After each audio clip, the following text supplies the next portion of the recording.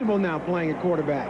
And can the Bills get to Dan Marino? Nobody sacked him in 19 games, but Buffalo has one of the best in Bruce Smith. Well, I saw Dan and Bruce Smith talking before the game. They're sitting down on the sideline. As I walked by, I said, Dan, I bet you hope that this is as close Bruce comes to you all day. And they both smile. Bruce a smile saying, wait a minute, I think I'm going to get a little bit closer as the game goes. The Dolphins have won the toss, and they'll receive to start the game. There's Coach Don Shula. Called that opening loss at Joe Robbie Stadium one of the most disappointing of his career when Kelly scored on the final play of the game. Into the ball to Scott Norwood. And this is Willard Reeves, a new acquisition this week because of the injuries to Dolphin runners. And Reeves takes it across the 20. And he gets it to about the 24-yard line, where Dan Marino leads the Miami Dolphins offense out. Roy Foster playing very well at left guard again this year. They take care of Marino. 766 pass attempts with no sacks. Sammy Smith starts as a runner, the rookie from Florida State. When they go to a passing formation, Jensen comes in as next receiver. Fred Banks and Andre Brown will come in. So the Dolphins, who beat the Bills 20 straight times during the 1970s, have now lost 5 straight to Buffalo. Dolphin win today gets them a share of first. End off, and the Bills shut down the run. The veteran Fred Smerlas is there quickly to get Sammy Smith. Smerlas, an 11-year veteran from Boston College, still playing some very good football for Buffalo. He's one of the focal points of their defense, a fiery player. Art Still, Fred Smerlas, and Bruce Smith across the defensive front. Cornelius Bennett is a first-team All-Pro player at the outside linebacker position. The dime defense brings these extra people in. John Hagee has just been activated, a big-time hitter from the University of Texas. There was virtually no gain on the play. 2nd and 10. Again, the Dolphins try to run, and this time they get some yards on a quick trap up the middle. Smith drives the ball out across the 25-yard line and out close to the 28. With the injury to Troy Stratford, this is actually Sammy Smith coming out party. I think one of the things you're going to see today, the Dolphins like to bring in number 11, Jim Jensen, put him in the backfield on a passing situation. But I think today they may try a new wrinkle, and that is putting Mark Clayton in the backfield and letting him get one-on-one with a linebacker. As you can see, he's lined up now as a setback in the backfield. That puts a lot of pressure on the defensive linebacker. Yeah, it does. Linebacker has to cover Clayton coming out of the backfield as Marino looks to throw. Markers are down, and he went to Clayton. It's incomplete at the 35-yard line. But a marker's down. Buffalo gets a ferocious rush. This time, apparently, Ahmad, they miss a line, and they're going to be called for a 5-yard penalty, but the Bills will refuse that and take a punt. Once again, you see Mark Clayton to the right of your screen, just coming out of that backfield, trying to get one-on-one and on that extra defensive back. He's coming over the middle. Ball start. Offense. Still 3rd down. Well, they had to take the penalty because it was before the snap of the ball, so it's an automatic penalty. So 3rd down comes up again. This time it'll be 3rd down and about 9. It's going to be awful tough to try to stop Mark Clayton coming out of that backfield. He's awful quick. And anytime you get a 5th defensive back in or a linebacker, there's an overmatch there. That's the one that Marino's going to be trying to find. Bright sunny day, cloudless skies. They say the temperature on the field's up around 80. Here's Marino, quick out, throwing downfield. Look at that ball, a perfect strike and a first down. As he gets the ball downfield for a first down to Andre Brown, a first-year player from the University of Miami. 21-yard gain, Ahmad. First down, Miami. This, you know, when the thing about Miami's offense is that 3rd and long means nothing to them. They are so comfortable in that situation with a quarterback like Marino. Here you see him just hit Banks coming across the middle, and Banks doing a fine job of running the ball afterwards. When you get a lot of pressure on you, when you put Miami in a 3rd and long, then the pressure is certainly on your entire defense. That was Andre Brown on the catch. Now Marino looks again. There's the quick fire downfield. He gets Jensen out of the backfield as the Dolphins cross midfield on a first down throw. The gain is down to the 47-yard line. Radisek came up and made the hit. Very quick timing passes by Marino.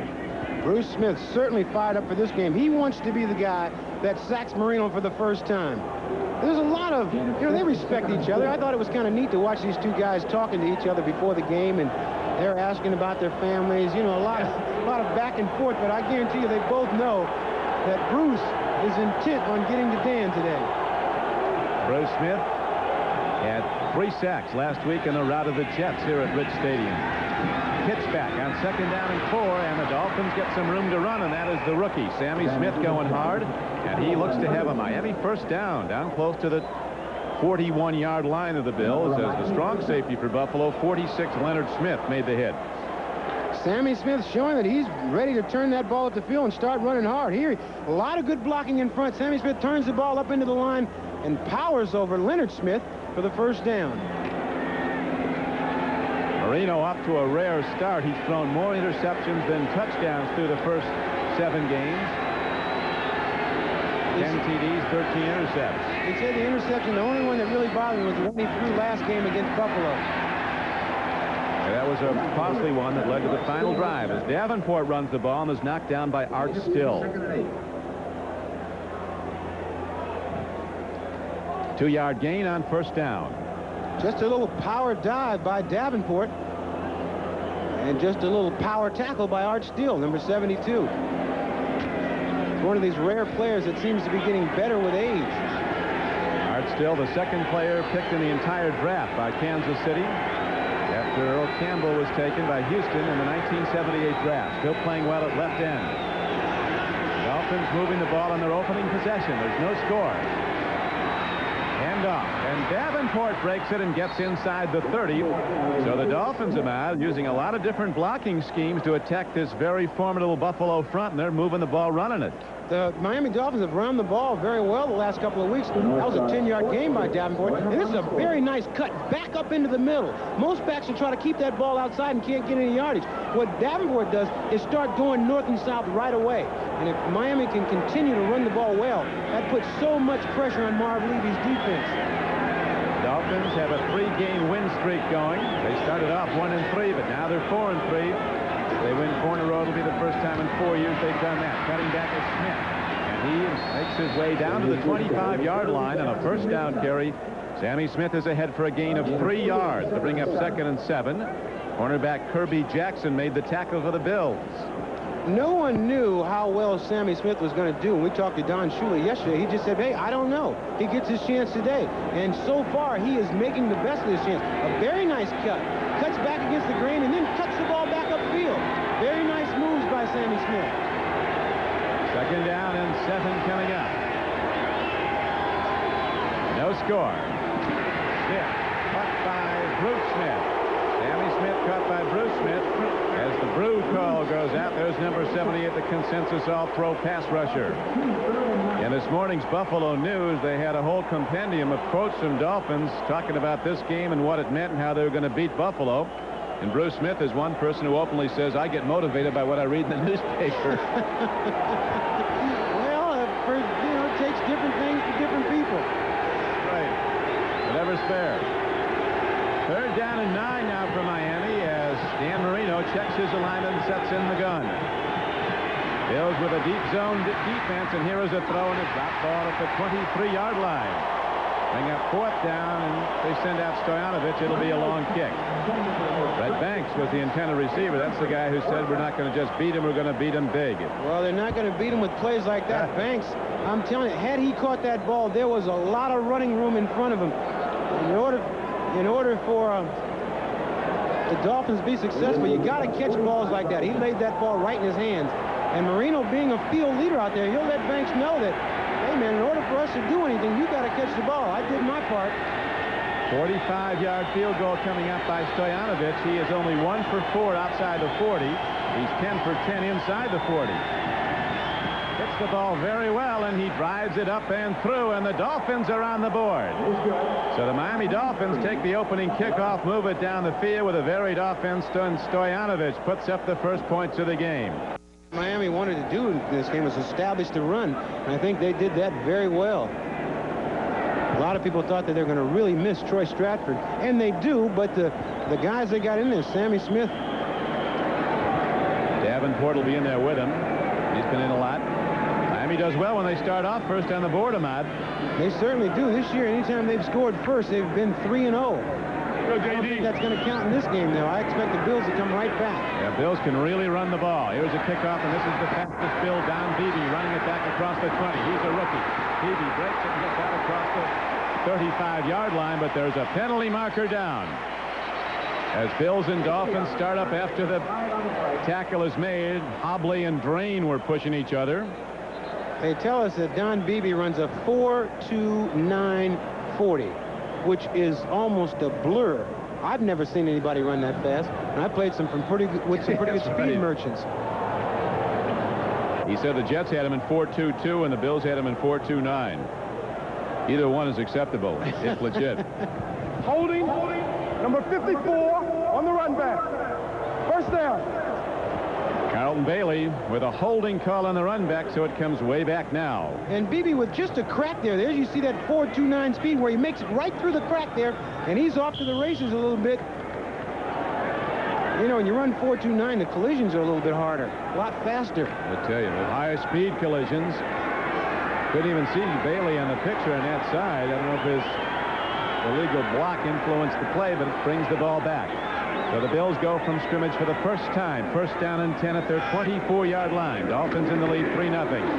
Thurman Thomas, he's good. Across the 30 and out to the 33-yard line. This is a tremendous back from Oklahoma State in his second year. Leads the AFC in total yards. Barry Krause comes up to make the tackle. Bills have great size at their tackles, both 300-pounders in Wolford and Howard Ballard.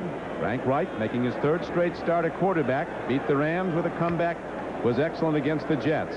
Passing downs, Ronnie Harmon, who made a one-hand touchdown catch last week against the Jets, comes in. Andre Reed, though, 83 is the guy to watch. Top receiver this year in the AFC, 48 catches. Hand off to Thomas. He turns the corner and moves the ball and gets a first down on a 2nd and 2 play. The single biggest overmatch in this game is Buffalo's ability to run the ball and Miami's inability to stop the run. The Dolphins are allowing 4.6 yards per rush by the opponent.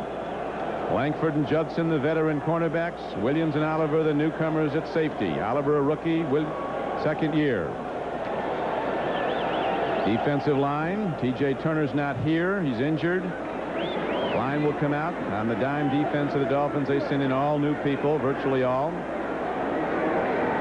Miami's defense is grades low overall, but they've made a lot of big plays to win games when it counted. They're 13th in the AFC in defense. Handoff, and again they go to Thurman Thomas. This time Miami fills better and stops the run after a gain of about 3 yards to the 41-yard line. I think the key that you said, Don, is they've been able to make big plays. A lot of times those statistics will fool you. The key to playing winning defense is to come up with big plays. You can let them run all over the field, but if you can make the play at the right time, I'm telling you, that's what makes a good defense, not the stats. Yeah, Marv Levy, the coach of the Bills, was telling us yesterday how it breaks down to the individual down. He said the biggest thing the Bills have going for them defensively, they allow only 2.7 to the rush on first down. Right, hands up, right back to the money, Thurman Thomas. With those change of pace moves, he comes in, takes some hard pops from Miami Dolphins. E.J. Jr. was there to stick him, along with the nose tackle Brian Sauché, 70. E.J. Jr., 54. A B-plan player from the Phoenix Cardinals. Total yards from scrimmage. See Thomas with 881. Leading James Brooks and Christian Okoye. He's run it 4 times already today and is getting some nice yards him out. 4 times to 21 yards. And what he does is he follows his blocking so well. As you watch him run, he picks his holes and he hugs his blockers. And then he has that acceleration that he can explode once he finds a crack. That's his great strength, his ability to wait on his blockers, then make that burst. From the shotgun on 3rd and a long 3, swing pass. It's caught by Thurman Thomas, and he has a first down to the Miami 48-yard line. Thomas comes out of the backfield. Reich leads him. Thomas bobbled it, but got the handle before going out of bounds. Oliver was covering. When I talked to the Miami defense, I asked them, what do they worry about Andre Reed? They said Thurman Thomas is the guy. Within a 3rd and long situation, they like to hit him in the flat and let him run with it. But right there, you see Louis Oliver is right on top of him. And a fine play by Thurman Thomas. He stops him from running over that bench. But I guarantee you, if he gets a shot at him in the middle of that field, he told me, he said, you know, somebody's got to go down. They're big-time hitters, Jarvis Williams and Louis Oliver. They call themselves the B-52 Bombers. The Bombers from the University of Florida. Hand off to Larry Kinnebrew, the power back who had a tremendous game against the Jets. He ran the ball 17 times for 77 yards. He's a free agent player the Bills signed. He was a very good player for 3 years at Cincinnati. Tailed off. They caught him. He was working construction last year. Dolphins are protesting. Barry Krause thought he stole the ball. Instead, the Bills got a gain of 7 yards on first down. 2nd down and 3 at the Dolphin 41-yard line. Well, the thing that Kennebrew can do is once he hits a hole and he gets in behind those offensive linemen, you got a guy that weighs 260 pounds pushing along with his offensive linemen, and they just take the pile and move it back. Last week we had him at 270. He corrected that at practice, so. Harmon comes in and runs on 2nd down, and the Dolphins come in a pack and throw back Ronnie Harmon. William Judson, 49, led the tacklers. He wants you to be sure yesterday about you knew his weight, right? He said, he asked me, did I have my notepad? He said, well, take it out and write this down. I'm 260 pounds. And I wrote it down. At Cincinnati, he played it as high as 282. And the great stat about him that people don't believe, but it's true, in a high school track meet in Georgia, he beat Herschel Walker. He did, and he said the time was 9.6. He also said Bob Trumpy got him cut from Cincinnati because Trumpy kept talking about his weight on his talk show. Really? Well, he's back and playing well. Now it's 3rd down and very short. Bills go to the shotgun, hand off to Thurman Thomas. Hunter's in front. He connects and gets the 1st down and more. As the Bills run the ball into the Dolphin defense inside the 30-yard line down to the 28. Just intelligent running, Don. We talked about it, how he likes to hug that blocker, and then he has that explosion to take off once he sees the gap. That's exactly what he did there. He was right on the hip of that blocker. That was a 13-yard gain, but watch Thurman Thomas. He's right on the hip of his blocker. Now, all of a sudden, he sees a crack, and he explodes right through 2 guys. And that's when he's really dangerous. He sees the hole so well. He's accounted for over a half-mile in offense from scrimmage in the first 7 games of the season. 35% of the Bills' offense. He's the deep back now as the Bills send a tight end in motion. On 1st down, to give up the middle, and Kennebrew, taking on tacklers, drives Dolphin defense back and takes the ball close to the 22-yard line. Big game at Cleveland where the Oilers have gone in front of the Browns 7-0 in the first quarter. Patriots lead the Colts. If the Colts should win today and if Miami should win, there'd be a 3-way tie for first in the AFC East. Cincinnati's slumping, having lost 2 straight at home. New Orleans, a team to watch, coming on.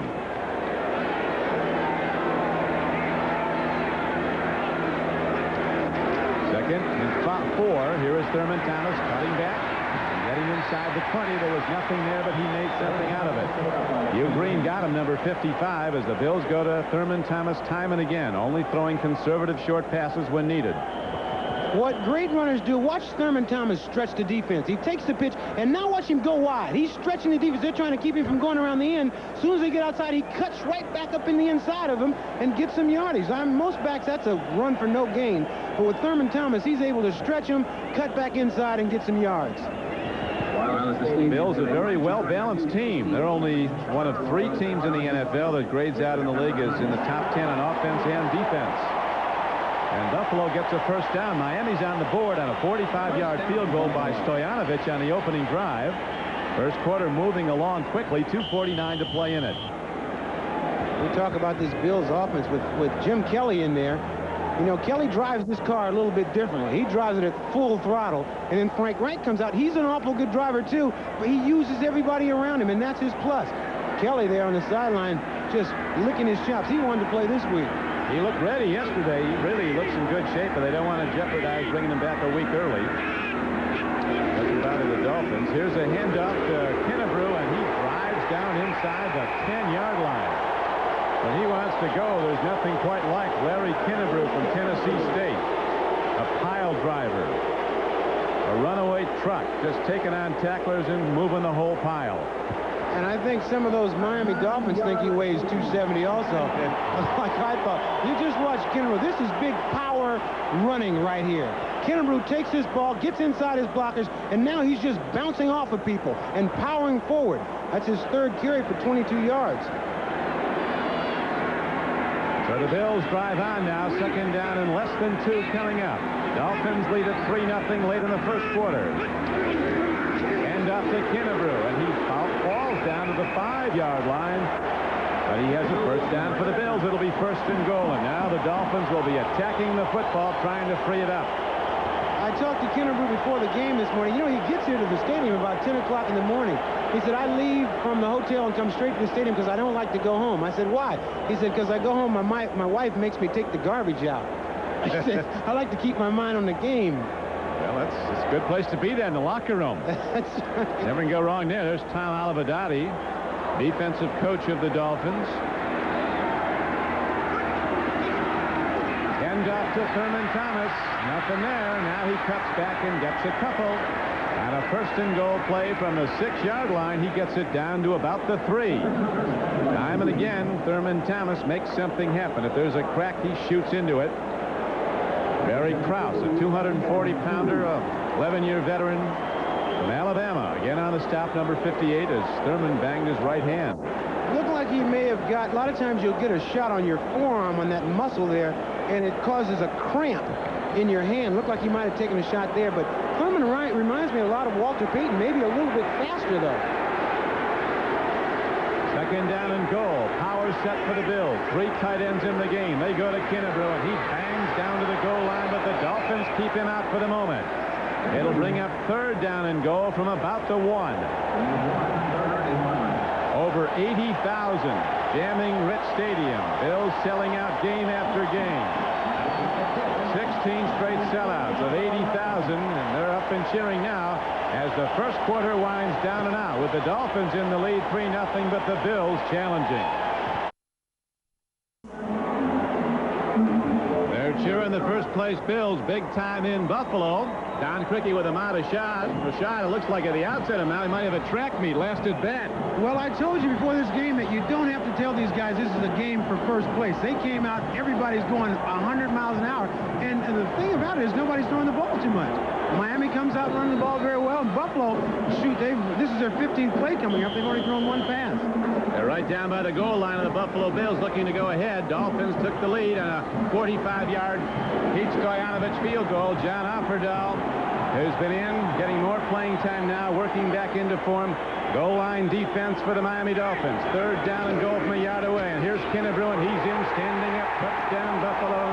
The Bills take the lead 6-3.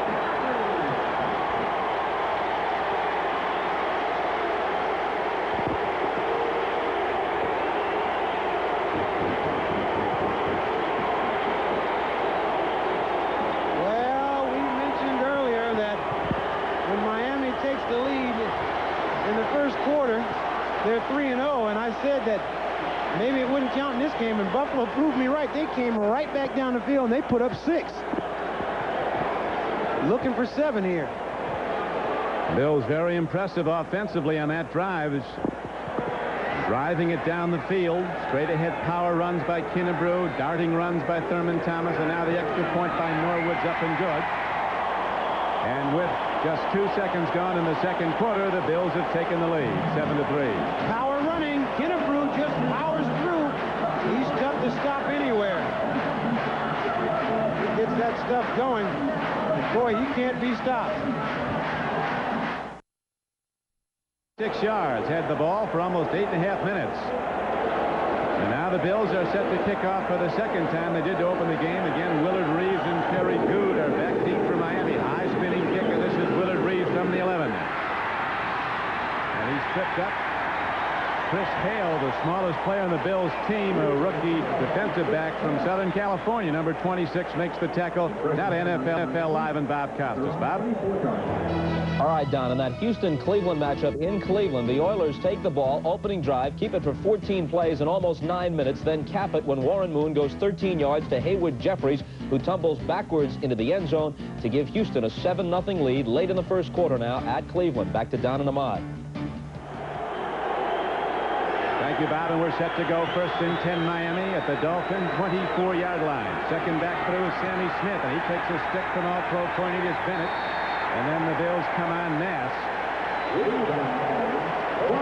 knock him down. You see the score that Bob just alluded to. The Houston Oilers going up on Cleveland. Trudeau hit Risen for a touchdown. The Colts now lead New England.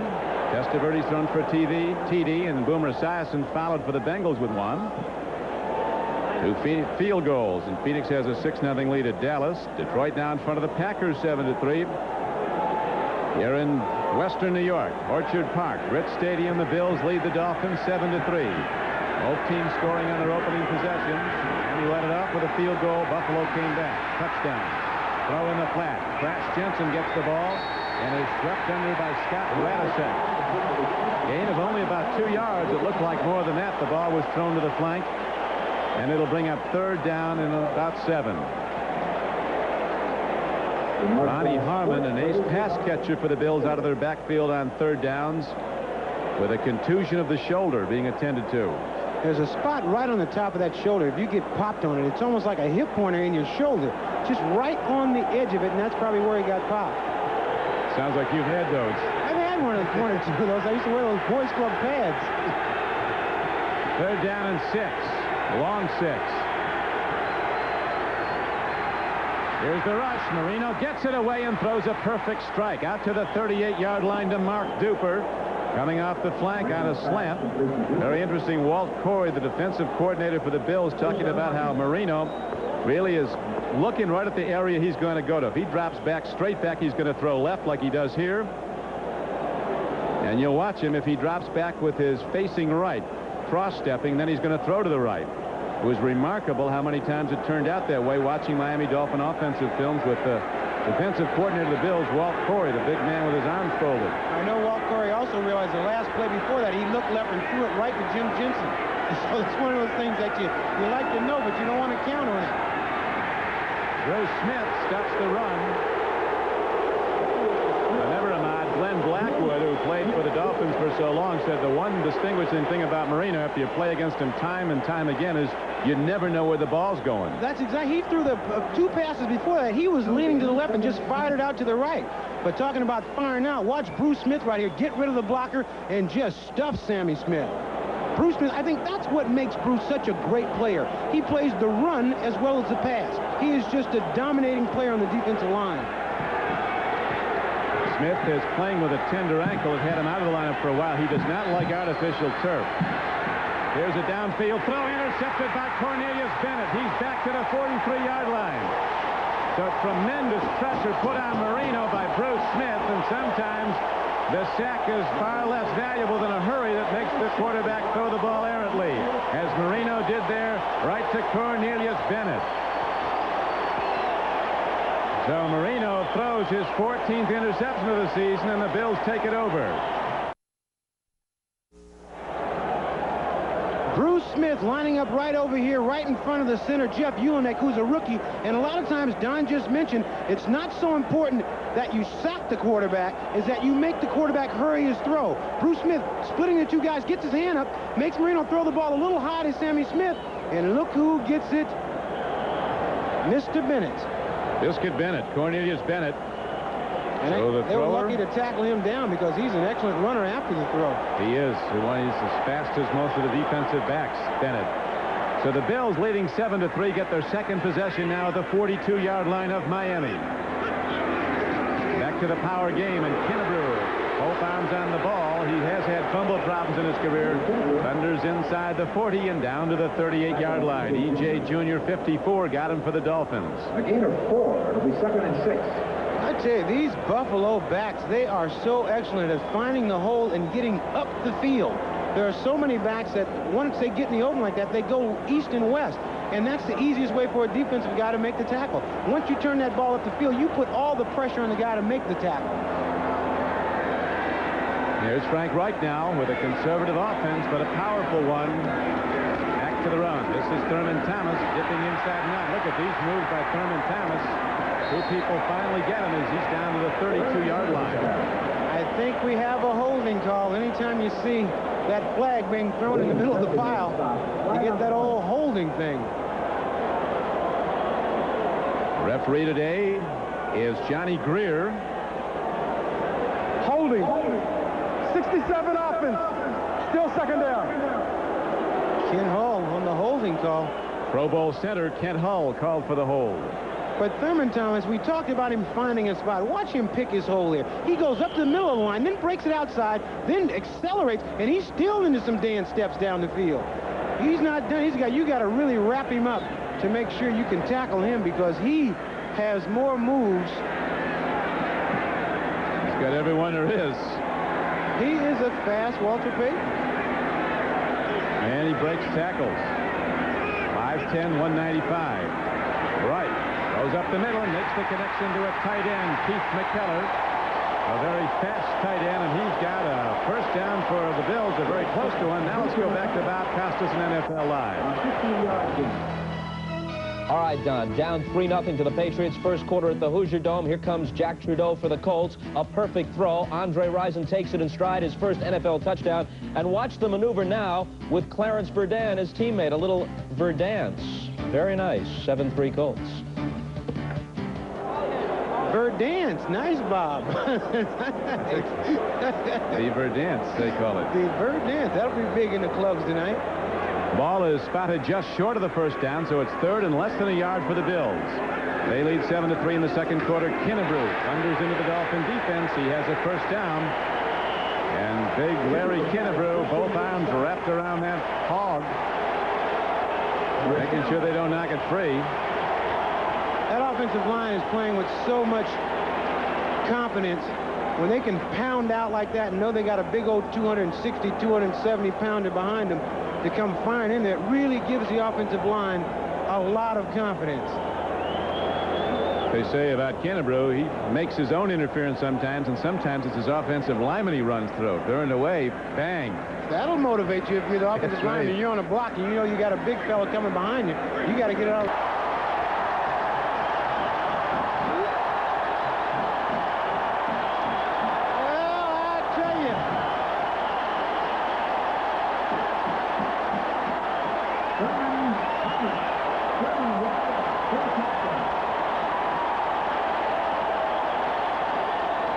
Man, that's a run. That's as good as it gets.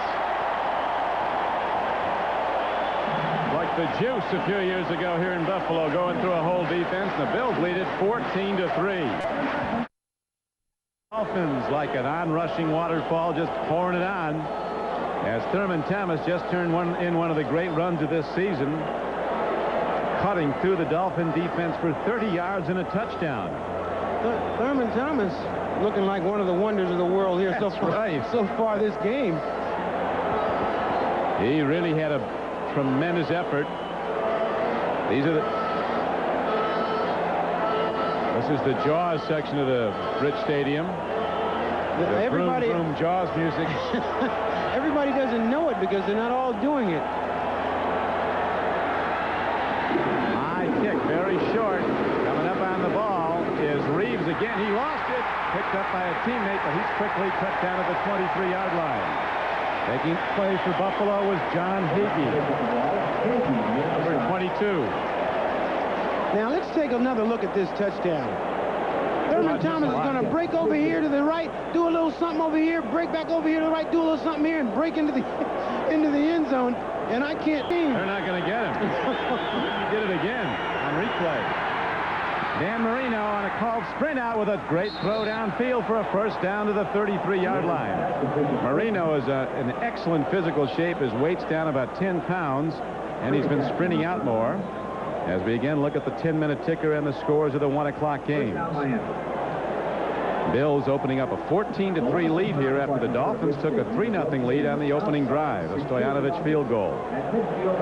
Now Bob Costas is going to have a lot of fun explaining that play of Thurman Thomas. If he liked that Verdance, I wonder what he's going to call this one. I like what you had, the woo-woo. I like that woo-woo.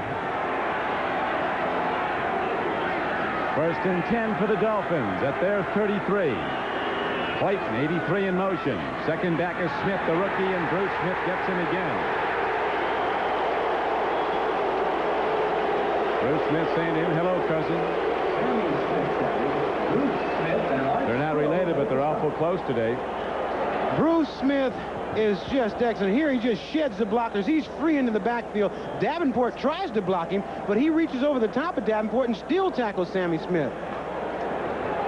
Bruce Smith, at his best, is an absolutely unblockable player. The #1 player picked in the draft when he came out of Virginia Tech in 1985 as the Outland Trophy winner. He sets the tone, and on the other side they have the brilliant young player Cornelius Bennett, another awesome pass rusher. Smith breaks it, and he gets a first down. Good change of pace move by 210-pound Sammy Smith, who ran for Coach Bowden in the Seminoles at Florida State. Very well the past 4 years, a 13-yard gain. And Sammy Smith showing something that they didn't know, that he's going to have this kind of resiliency. That was a 13-yard run. Sammy Smith still hitting this hole. There's a great gapping hole right there. Sammy Smith hits it going 100 miles an hour, and he's brought down by Kelso, number 38. The offensive line of the Miami Dolphins doing a fine job on the run. There's a out pass, and a connection is made to Mark Duper. The hit is quickly put on him by Nate Odoms, but Duper goes high and comes down with the ball. That's his 27th reception of the season, having another big year, averaging 18 yards a catch. The pressure that this Miami Dolphins offense can put on you is if they can run the ball, and you've got to keep those linebackers up front to try to stop the run, then they have people like Duper and Clayton that can kill you deep. So the trick is you got to stop them from running the ball. Therefore, your linebackers can be free in that secondary. And every DB knows what they do. They run those outs, and all of a sudden they turn it upfield for the bomb. Marino goes back to Smith. Nothing there for him. Shooting the gap was Darryl Talley, number 56, the most underrated player on the Bills roster. He grades out as their #1 defensive player, play after play. West Virginia. When you have so many big-name stars on your defense like Cornelius Bennett and Bruce Smith and Art Steele, that sometimes Talley, you forget about him unless you're playing against him, and you know exactly where he is all the time if you're the opposing team. You sure do, and he's double tough to get to him with a block because Smith is in front of him. He's always double teamed. 3rd down and 6 for Miami. Long ball. He's got a man down there. Duper cannot quite get to it at the 15-yard line. Mickey Sutton, the nickelback, number 20, was running with him stride for stride. Duper did have that extra step on him, and Marino is just a bit long. And the long-range bomber, Reggie Roby, now comes out to punt the ball. And wears a wristwatch when he punts. I asked him about wearing that wristwatch. You know, punters are a little bit different kind of people. I said, why do you wear that watch? He said, oh, I'd see what time it is. Check that hang time. Yeah, why do most people wear watches? I'll tell you, he unloaded that. Mickey Sutton wants no part of it, and it hops into the end zone for a touchback. And so the Bills will get the ball at their 20, and they will go 1st down and 10 with a 14-3 lead with 6:33 to play in the half. Reggie Roby, one of the finer punters in the league, you know, before the game, he practices punting with a ball that weighs 3 times the weight of a normal ball. It's called the heavy ball, and he kicks that thing 50, 60 yards. You know, I saw him yesterday in practice. I noticed he wasn't kicking it as far as he usually does, but he seemed quite pleased, everybody. And so he probably didn't want to kick it out of the stadium, a regular ball. He probably had that heavy ball. I tried to catch one of his punts one time. I was down in Miami training camp, and he kicked it up into the clouds. And when it came down, I tried to catch it. It ripped off my ring, my watch, my wrist, everything. Just tore everything off my hands. Yeah, football weighs a lot when it comes down from that height. Of course, I had my street shoes on. If I had my cleats, I'd have caught it. And run it back. That's right. 1st down Bills. They go to the run, and Thurman Thomas is right back at it, breaking into the Miami defense and out to the 30-yard line for a 10-yard gain and a 1st down. I think we got a holding call, Don. This is the worst thing a running back wants to see, that holding call. After you get your brains beat out, and you look up and you see there was one of them holding calls. But it's tough these days. Holding. 70 offense. Still 1st down. That's Joe Devlin on the hold. You know, it's just so tough for these guys to try to block these big defensive linemen. Joe Devlin gets his hands out a little bit too far. You see him on number 56, John Offerdahl, but he buries him after he gets him turned a little bit. And then Offerdahl playing with a little bit of a sore ankle. It's tougher to play on this AstroTurf when you got a bad ankle. You just can't get the traction you need. There's no question. There's a lot of ankle problems on it. Sammy Smith was concerned about it. He likes grass, and Thurman Thomas likes anything as long as he's got the ball, and he drives again across the 10-yard line and out close to the 15. Barry Krause was on the tackle. Played high school ball in Pompano Beach, Florida. Indianapolis extends its lead now to 10-3 over the Patriots.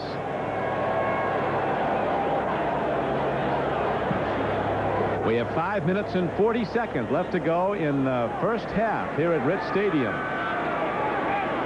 Game moving along quickly. Bills running the ball and taking a 14-3 lead. McKellar got that 21-yarder, goes in motion. He'll lead the blocking now for Thurman Thomas, who dips in, dips out, cuts back. He's across the 20. He starts, races out across the 30-yard line and out to the 33. William Judson knocked him out of bounds finally. Thurman Thomas is the second leading rusher in Big 8 history. Had he not suffered a knee injury, he would have been ahead of Rozier. This is excellent running. He takes the ball outside and then turns it up the field, and he's not through yet. He's got that instant acceleration that he's able to stop and then get back going at full speed within 1 or 2 steps. That was an 18-yard gain there with Thurman Thomas.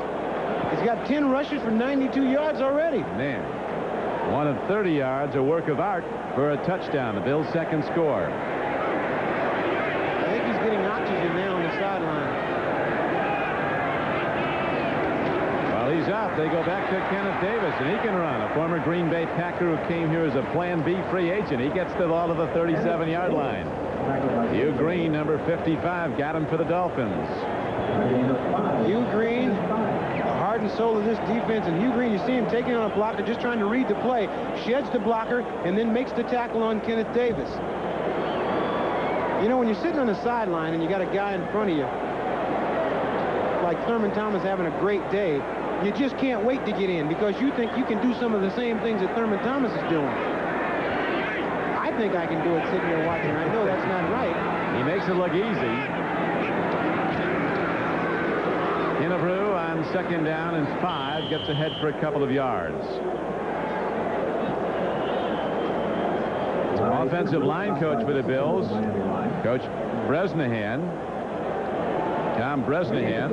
There he is on the sidelines. It was widely reported here that Bresnahan and another assistant, Nick Nicolau, got in there's Nick on the right, into a slugfest, into the best of friends. We don't know what happened in that tape room when they were watching game films, but it's over and forgotten. This is football. I mean, things like that happen a lot of times. I mean, they've blown it way out of proportion. Fights happen all the time in professional football, probably at every level. Here's Wright, long ball downfield. Beebe trying to run under it. Knocked out of bounds at the 27-yard line. The sprinter, Don Beebe, the Bills' top choice this year. He was picked in the 3rd round. They haven't had number 1 choices the past 2 years, and they didn't have a 1 or a 2 this year because of the Cornelius Bennett trade. When you have a guy that runs 4.2, you just set him out there and say, run down there as far as you can, and we'll throw it as far as we can and see if we can come up with a, oh, he ran out of bounds. But, you know, you just take a chance. You got a guy 4.2, let him run. See if we can get a big one. It was still almost a good catch, even if it was out of bounds. That's right. That would have been one that he'd been talking about over dinner tonight, even though it didn't count. Schwade's back in the lineup, and here is a tremendous punt by John Kidd. And Scott Schwade's lets it hop. It takes a Bills roll, and they're going to down the ball inside the 15-yard line. So John Kidd hits a beauty, and instead of hopping into the end zone, that 48-yarder takes a jump back, and the Bills down it. Miami keeps the Bills from scoring this time, but now the Dolphins and Marino have the long field to go. Of course, easy goer to run again against Sunday Silence. 7 races, $10 million in prize money from beautiful Gulfstream in Allendale, Florida. There's a sack of Dan Marino. They get him, and the streak ends. Jeff Wright was almost a safety, as Dan Marino is sacked for the first time in 20 games.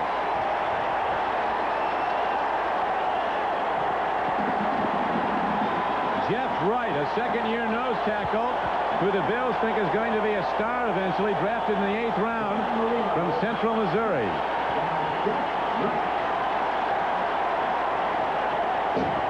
Jeff Wright, number 91, just powers over the middle. Marino holding the ball a little bit long, can't find anybody open. Jeff Wright does something that no one has been able to do in 19 games. And I talked to Roy Foster, one of the guys on the offensive line of Miami. He said the pressure was nobody wanted to be their guy that made the sack. But once they get it over with, they can relax and go on and play now. Well, whether they got help from on high, we don't know, but Jeff Wright was there. The last time he was sacked prior to this was back in September of 1988. Wayne Bickett of the Indianapolis Colts was the first to get him with O'Brien Alston. And now Jeff Wright in the 20th game since then gets him as a Dolphin in repose there. He has a reason to celebrate because he sacked him, but let's be realistic. Dan Marino here been sacked 2 times in 20 games. I mean, that's not a big deal. Even more impressive amount is the fact that's the first sack of Dan Marino in almost 800 passes. And that's, over 770 passes between sacks, pass attempts. And that's as far as you can take it, Don. It's a nice thing to get your line fired up to try to get him once, but get him 2 or 3 times. And I think what you were saying earlier about that hurry, he's a little bit more cautious just dumping it off with those very quick Bill linebackers back in zone coverage. He eluded a sack earlier, but he threw the ball to Cornelius Bennett, and the Bills turned it subsequently into a touchdown.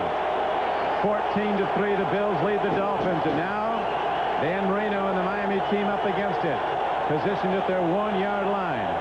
Marino, living dangerously, fires it out, and Smith has the ball. And Sammy Smith is out across the 10-yard line and very close to a first down.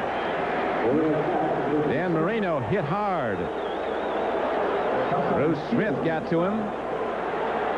Looked like Dan came down on his wrist. A lot of times you got those guys that weigh 260 pounds coming down on you.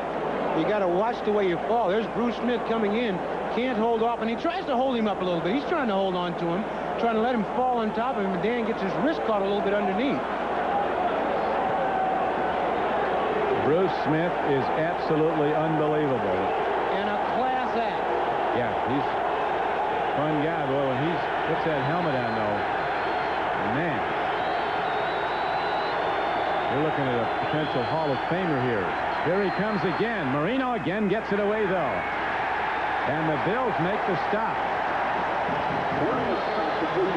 Correctly, it was not a first down the previous throw because of the sack, and that was short of the first down also, so Miami will have to punt from deep in their own end as Darryl Talley comes up big for Buffalo and Coach Marv Levy. Reggie Roby ready to punt now at Rich Stadium, where the Bills lead the Dolphins 14-3. Roby hits it very well downfield in this warm, sunny day in western New York, and here comes Nicky Sutton running it back across the 30. Good special teams coverage by the Dolphins, but the Bills will have relatively good field position as they are now set to go 1st and 10 from outside their 35. Houston extends its lead over the Browns to 10-0 at Cleveland. Taking that house of pain on the road, aren't they? They are. After they beat the Bears at Chicago, Houston's going to be a force the rest of the way.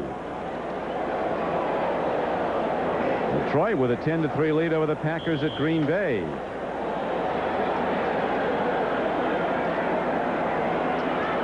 Bills with 1:48 to play in the first half, holding to a 14-3 lead. Wright sets up as they go to a 2-minute offense. First down and 10. Long ball. He's got Beebe out there. Beebe makes the catch. The fastest Bill is going to go the distance. He's in for a touchdown.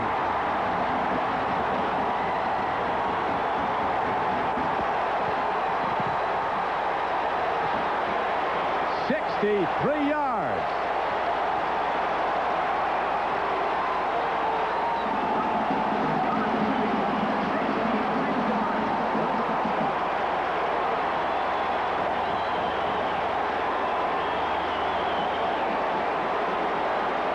When you have 4.29 speed, like I said earlier, just throw it up there. You never know. Something good might happen. Just like this. Watch Beebe accelerate away once he catches that ball. There's nobody going to catch him. Beebe in there for the TD. That's it. Boy, I'll tell you that. I guess he's legit with that under 4.3 speed. Right, you never believe that till you see it. From Chandran State. Not many guys can say that? They're from Chandron State. He's played high school ball outside Chicago. Very strong, small player. Just a foot race. Once he gets by the bump here, it's all over with. And you got to give Frank Wright credit. This ball's right on the money, and he threw it so that BB could accelerate into the ball. BB, yeah, he'll remember this. This is one he can talk about over dinner tonight and be very happy about. Forget that try out of bounds. That's right. He said, you know, I almost had 2 today, but I got that 1. He helped beat the Oilers at the Astrodome with a similar play. I think it was over 70 yards from Jim Kelly. That's his second TD throw, and another on-the-mark strike by Frank Reich. His quarterback rating is almost 100. It's probably over 100 with his performance today so far. It was 98 coming in. He's been that good. And he is so accurate. He's been so accurate today. His ball's right on the money.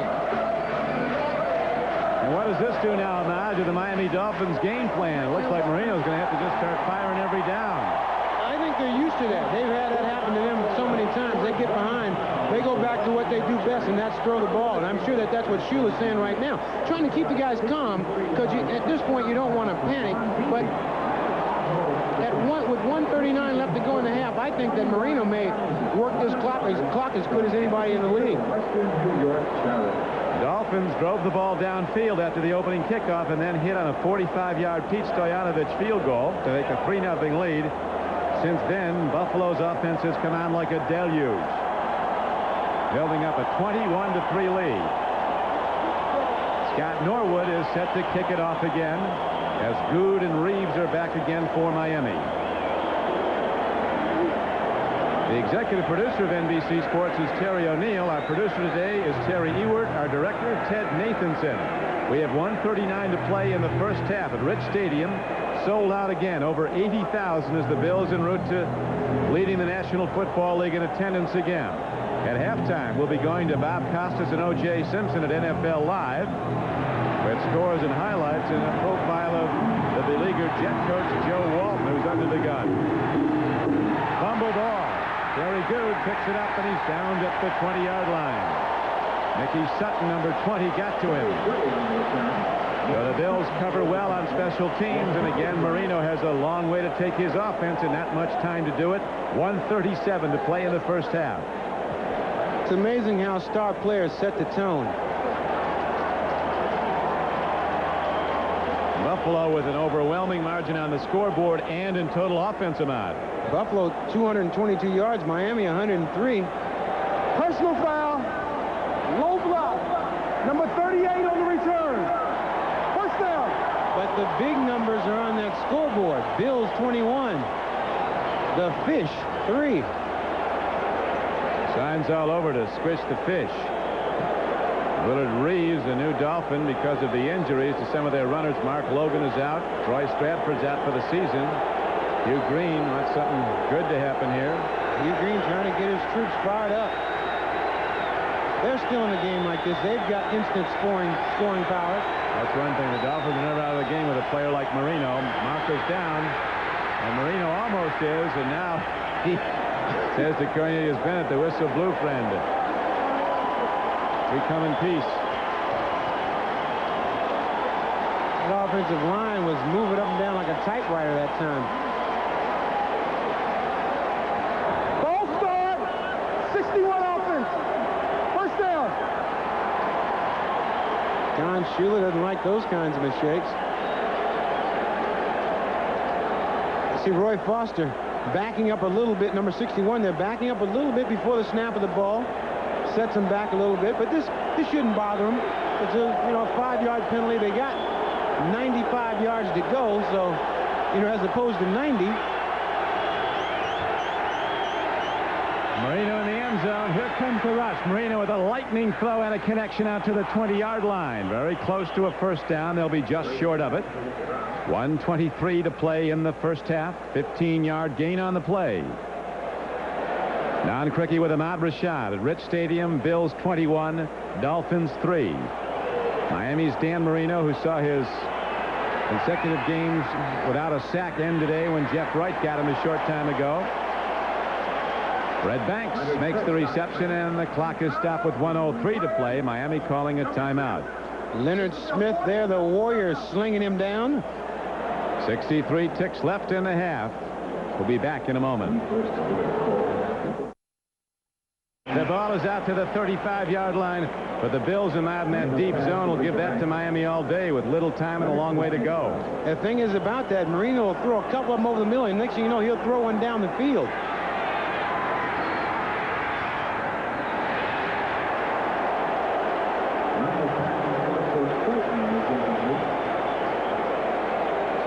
Incomplete pass stops the clock with 42 seconds to play. I mentioned earlier about that heavy ball that weighs 3 times the weight of a normal ball. And Marino also uses that ball to warm up. So I'm sure that once he gets out there and throwing the ball that's the regular weight, that he can really whip that baby. He passes with the extra. Yeah, he warms up with it. He warms up throwing that ball real easy just to get his arm loosened up and strengthened. We know it's strong. Bills corners come up tight, bump and run coverage. Here's another throw and a catch to Mark Clayton out to the 45-yard line with 36 seconds to play in the half. An 11-yard gain, but the clock is running. And the Bills are in the lead 21-3. Don, a lot of times the reason you throw that ball over the middle, because you break one tackle, you're off to the races. That's where you get the big plays, over the middle. Looked like a good play. Fred Banks on his knees makes the reception at the Bills' 46-yard line. And now Miami takes another timeout with 16 seconds to play. Number 3. Bills protecting against the long ball, but Ahmad, they're getting that intermediate range stuff downfield. They could be in position at least for a field goal. Yeah, the trick is you just want to stay calm. You know, you don't want to. A lot of times guys are thinking, well, throw the ball to the sideline, get the ball and get out of bounds. But if you can throw the ball in the middle and just take up big chunks of yardage, the next thing you know, you're down in field goal range. And I think that's what Miami's trying to do. They want to get some points. And a lot of times when you throw the ball and you get it right by the sideline and you run out of bounds 3 times, the next thing you got to do is punt. But in this situation with Marino, you got to master at it, throw the ball over the middle, eat up a bunch of yards, and at least try to get 3 points out of the thing. Marino's numbers looking impressive, 13 of 17, but that one critical throw he made that was intercepted by Cornelius Bennett was quickly turned into a touchdown, and really Reich, who's passed a limited number of times for the Bills, has hit the big throw. He hit a 63-yarder. Don Beebe for a touchdown to extend the Buffalo lead to 21-7. Second and short. Marino takes a look deep.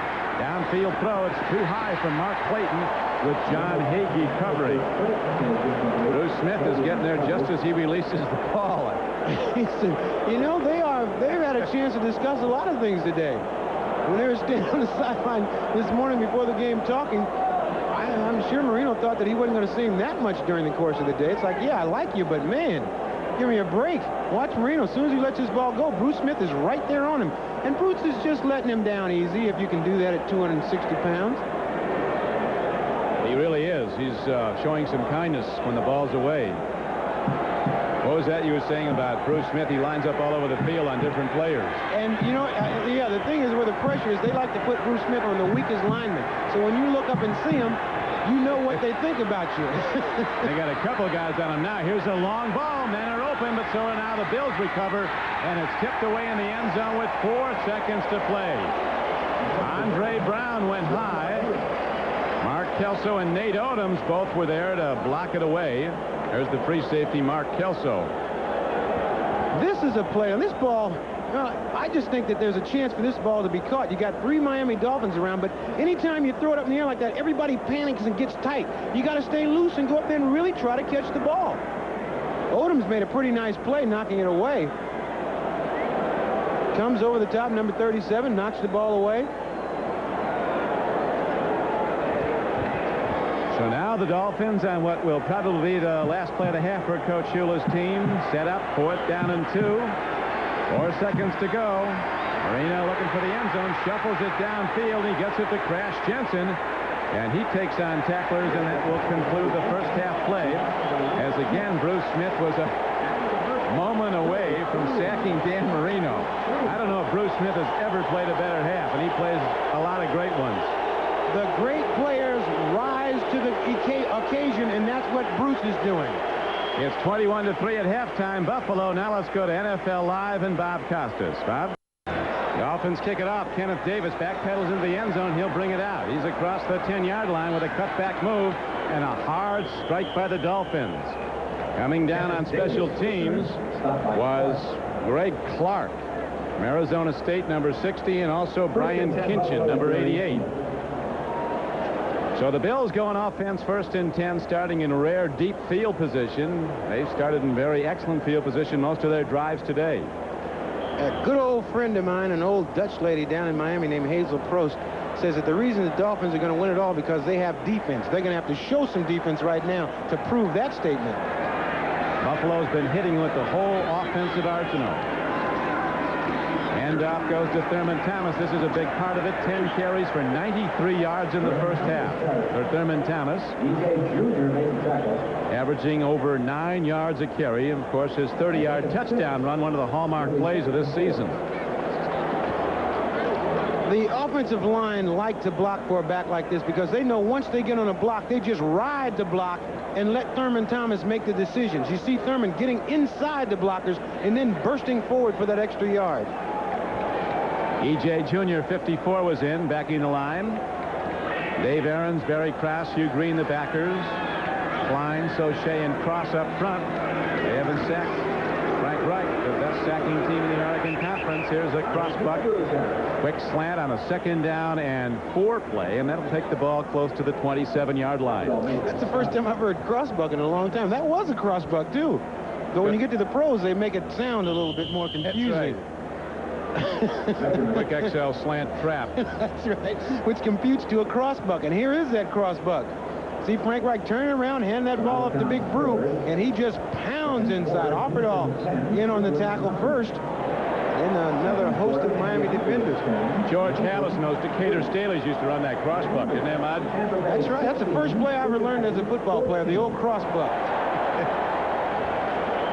And the last play I learned as a professional was the old crossbuck. But you never played a lot of touch football? No, not too much touch football. I mean, guys in my neighborhood, they touch. They didn't know what that was all about. Football, you tackle. Equipment or not? Equipment? We didn't have any equipment. If you didn't want to play, they let those guys play basketball or something. Reich, very under control, plays within his limitations, always prepared. Levy says that's his greatest strength. Even in the previous 4 years when he wasn't playing, he was always ready to. Thurman Thomas runs the ball on 1st down, and he gets it out now close to the 32-yard line. As a running back, when you watch films, you always want to critique yourself on what kind of decisions you make as a runner. When you see the opening, you got to go to it. Thurman Thomas makes great decisions every time he carries the ball. That last play was a play that was supposed to hit inside tackle. He dipped it outside and then took it right up the field and got a big gain on it. Offerdahl getting a lot more playing time now. John Offerdahl, who was late reporting, is an inside backer now. Barry Krause, he's in for Aarons. Sheila said he's only had 4 days of practice. On 2nd down and 5, the Dolphins do a better job stopping the run, and here comes a penalty marker thrown by the referee. Brian Sauché on the tackle. A holding call is signaled against the Bills. Buffalo with a noticeable lack of emotion to start the 3rd quarter after just this whole place was a frenzy in the first half. Got Kinnebrew for holding. This is what the Buffalo team has to guard against. You can't come out and think you got this game won because you put 21 points up on the board, because you're playing against a Miami Dolphin team that can put points up in a hurry. You got to have half-to-half improvement to win any game. And if Buffalo doesn't come out, I guarantee you that Miami is sitting there ready to pounce on an opportunity. 2nd down and 15 coming up now for the Buffalo Bills. The ball positioned at their 23-yard line. Bill Polian, the general manager of the Bills, was saying aloud to us at halftime he thinks could be the all-time Bills attendance. 80,500 tickets distributed. Here's a swing pass that goes to Thurman Thomas. He's across the 30, not done till he gets out to the 38-yard line. Very close to a 1st down on a 2nd down play. It was 2nd and 15, and he got 14 yards. You can now understand how he kept Barry Sanders on the bench. At Oklahoma State. At Oklahoma State. He does it all well. He runs well out of the backfield. He catches well, and he can certainly turn it on once he starts in that secondary. He puts the fear into a secondary once he starts running with it because he breaks tackles so well. Had a knee operation, and that's why he wasn't drafted in the first round, even though he had a great senior season after the knee operation. Bills really looked at him a number of times, had a lot of doctors check him. He's been flawless, bulletproof while he's been here. The knee's sound, and now the Bills go to the Kennebrew run on 3rd and short, and we'll see if he got there. The Dolphins come in. The linesman comes in. It looks like it might be close enough to measure. Well, they put that sledgehammer offense in where they bring in Jamie Mueller, line him up at fullback, and boy, he's a load. This has got to be the sledgehammer defense. Opperdahl coming up trying to plug the hole, and Mueller just knocks him backwards, and Kennebrew does the rest. You have to just give yourself up. This one is for the boys. Jump up in there and take it. Right. Bruce Smith getting one of his hands. Both of his hands are well wrapped. The better to whack you with. Yeah, it looks like a fighter. It looks like a boxer's tape job. Handoff. Thurman Thomas dipping inside and out. And finally, he's thrown out of bounds by one of those B-2 bombers. Lewis Oliver, the free safety, got him. But the B-2 boys have not come into play a whole lot today. No, they've kept them B-2 bombers out of the air today. Once again, an excellent decision by Thurman Thomas. He has the option of taking it outside or cutting it back in. He takes it inside, then cuts it back outside, and he's always going forward trying to get some extra yardage. And there you see Lewis Oliver. He just sort of laid him down. It looked, in fast motion, it looked like he slung him down, but he just laid him down. Dolphin D, as you know, Ahmad, had 25 sacks already through the first 7 games. None today yet. They had 23 in 16 games a year ago. They won't get many today if Buffalo's able to run the ball as well as they have been so far today. Nobody to sack. 4 pass attempts. Kennebrew. Now here's the speed of a 260-pounder. Big Brew takes on people inside the 35-yard line. Oliver and Williams finally got to him, but Kennebrew at 260 pounds goes to the power run. There was nothing there. Then he kicks it into that other gear and goes 24 yards around right end. Big Kennebrew. They have him. You see Opperdahl coming in, plugging the hole up, pushing Ken Hole back, number 67. Kennebrew resets and takes off. Now, remember, Don said he beat Herschel Walker in a 100-yard dash. That was quite a few years ago, but he still has some of that speed left.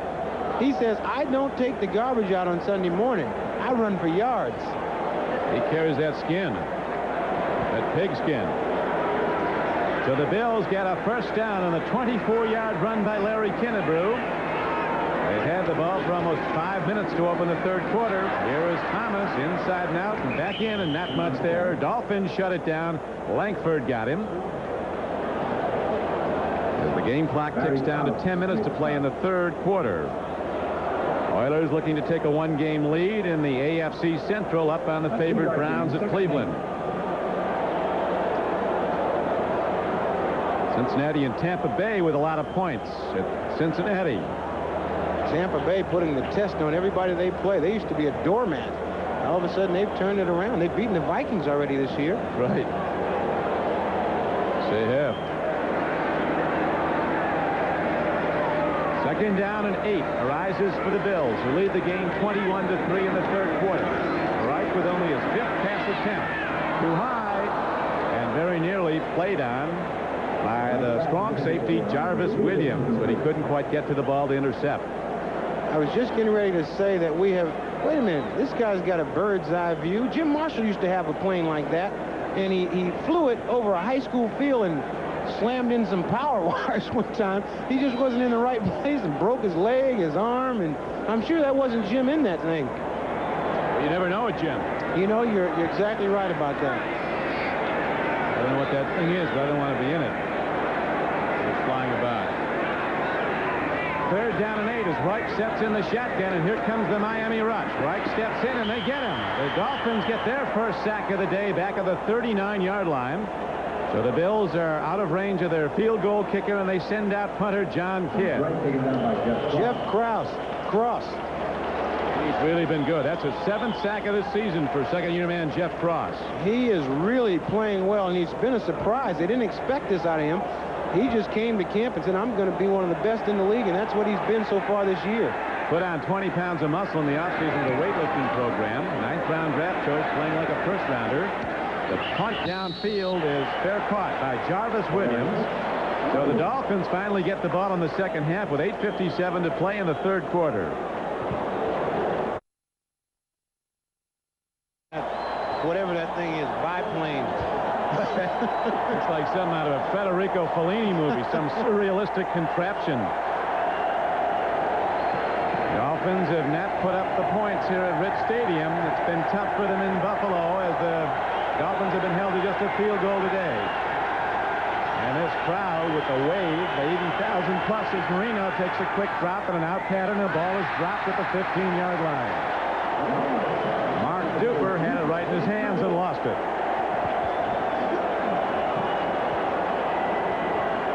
The thing about Duper is Marino has such confidence in him that you drop a ball like that, he'll come right back to him. Exactly. And that's the good thing about it. When you drop a ball, the thing you want is you want another one right away so that you don't have to really linger on that one that you dropped.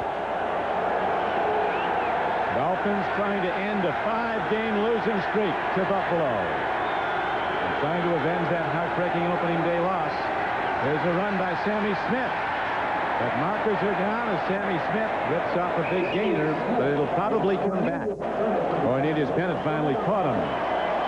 Yeah, when they throw that flag in that area, it's definitely holding. But I don't know how you block this Buffalo defense unless you hold them, rope them, something.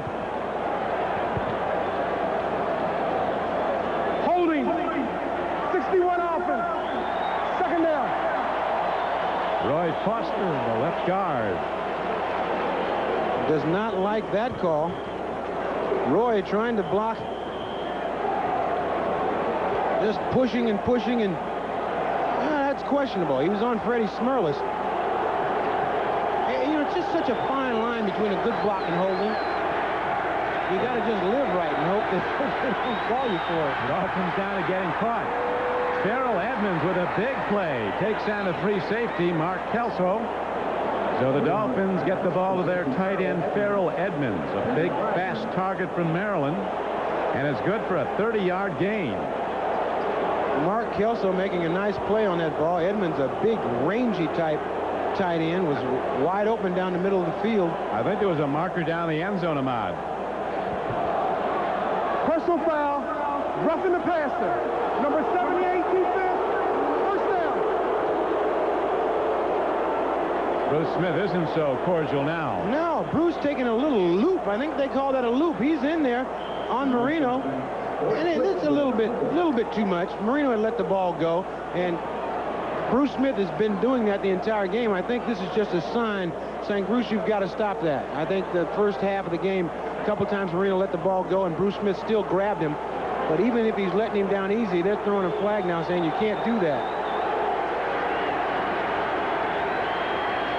So it's a first down and 10 at almost midfield. Marino sprinting out and throws a quick pass, good for a gain of close to 8 yards. He hit Mark Clayton. 8 minutes and 8 seconds to play in the third quarter. Buffalo in the lead 21-3. Nate Odoms with a very unorthodox defensive style. It looks like he can't come up out of that crouch, but he still covers extremely well. He's playing as good as any defensive back in the league this year. They're getting good play from Kirby Jackson to him out of the free agent on the other side. You know what makes those defensive backs better? Bruce Smith. Yeah, that makes everybody better. That's right. Anytime you can put pressure on the quarterback, it makes your job a lot easier. I missed a chance to talk about Mark Kelso. Mark Kelso went to William Mary, the tribe. That's it. That's what it is, the William and Mary tribe. There's Mark Kelso with that hat, kazoo hat on. He played for the tribe of William and Mary. The reason he wears that extra liner on his helmet makes him look like one of the Coneheads from Saturday Night Live. That's right. He had a concussion, so there's an extra layer of foam rubber on top.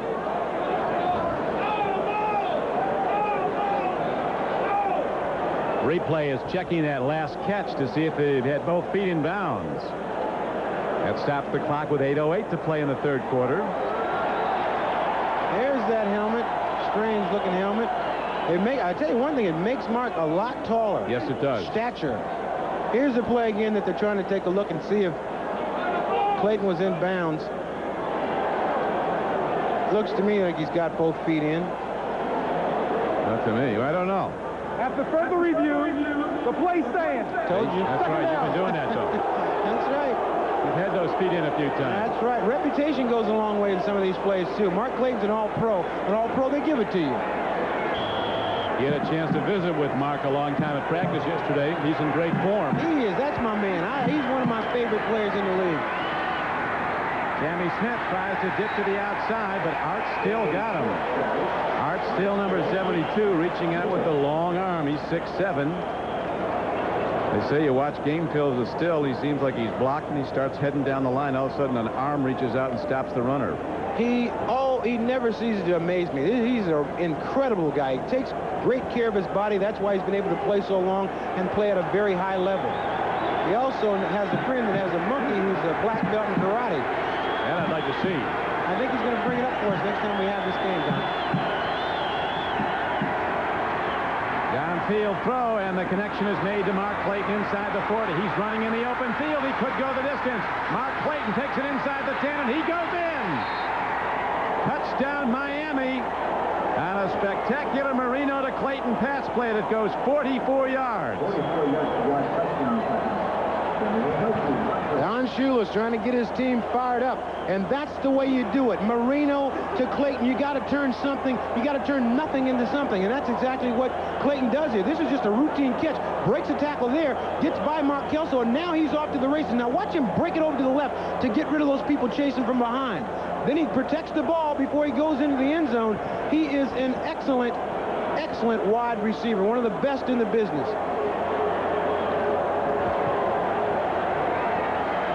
Now the point after try by Stoyanovich is up and good, and the Dolphins are right back in it. They're down by 11, but that's not a lot when you have Marino and Clayton.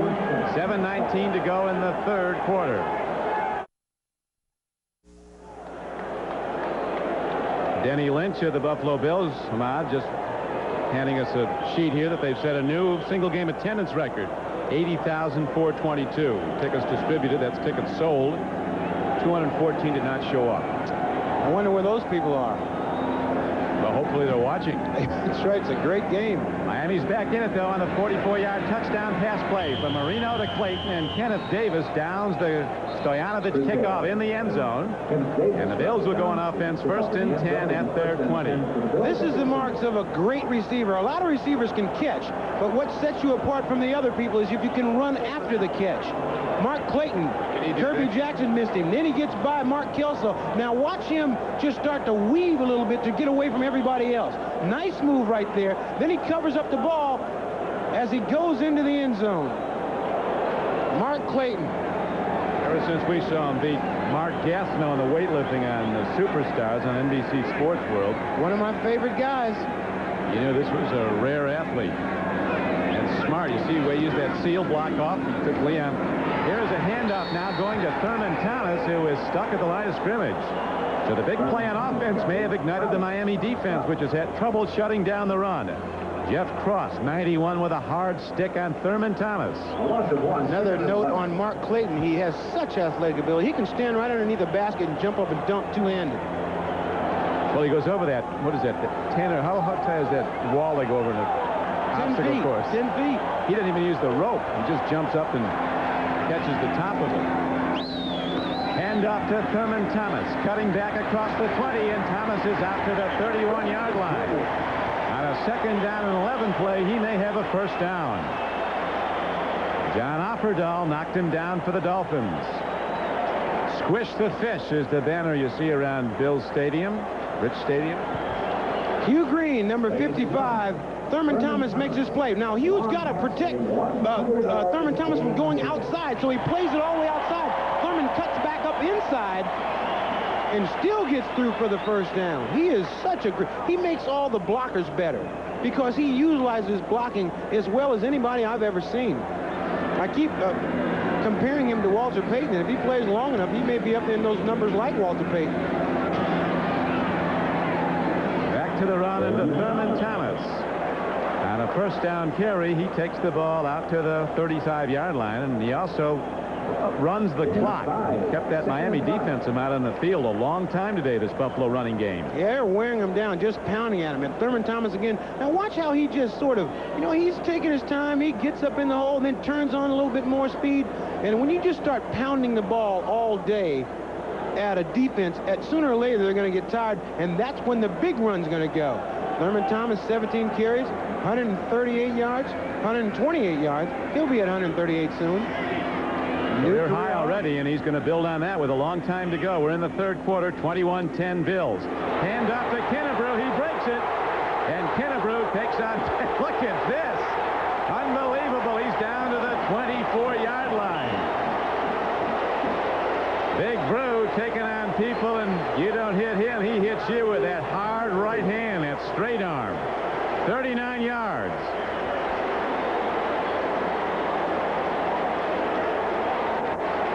Whoa, a face mask call. You're going to get Brew on it, I think. On the run, he tried to stiff arm. Now, this is just a quick popper. That's another cross buck right there. Yep. Kennebrew just breaking into the secondary. Now, watch him switch the ball into his left hand. Oh, yeah, he's got a face mask. Illegal hand. Number 28. First down. Now, it looks like he got his face mask pulled also on the other end, but he was the first one to put his hand out and catch the Miami defender right by the face mask, and he let it go. And then on his way down, Louis Oliver caught Kennebrew's face mask. That was too late. You only get the first guy. It was still good for a first down, though. The position of the ball is at the 44-yard line of Miami. A very important drive for both teams. If the Dolphins can stop the Bills and move it back on in there right down close in the game, if the Bills take it in, Miami will have an awful lot to overcome. It's Buffalo 21, Miami 10, 5:38 to play. Whoa, what is this? It might be a Miami fumble recovery. It is. Frank Reich lost the handle, bounced it off his knee, and all of a sudden this game may have turned. Marv Levy protesting. His arm was in the forward motion of throwing. They'll probably review it, Ahmad.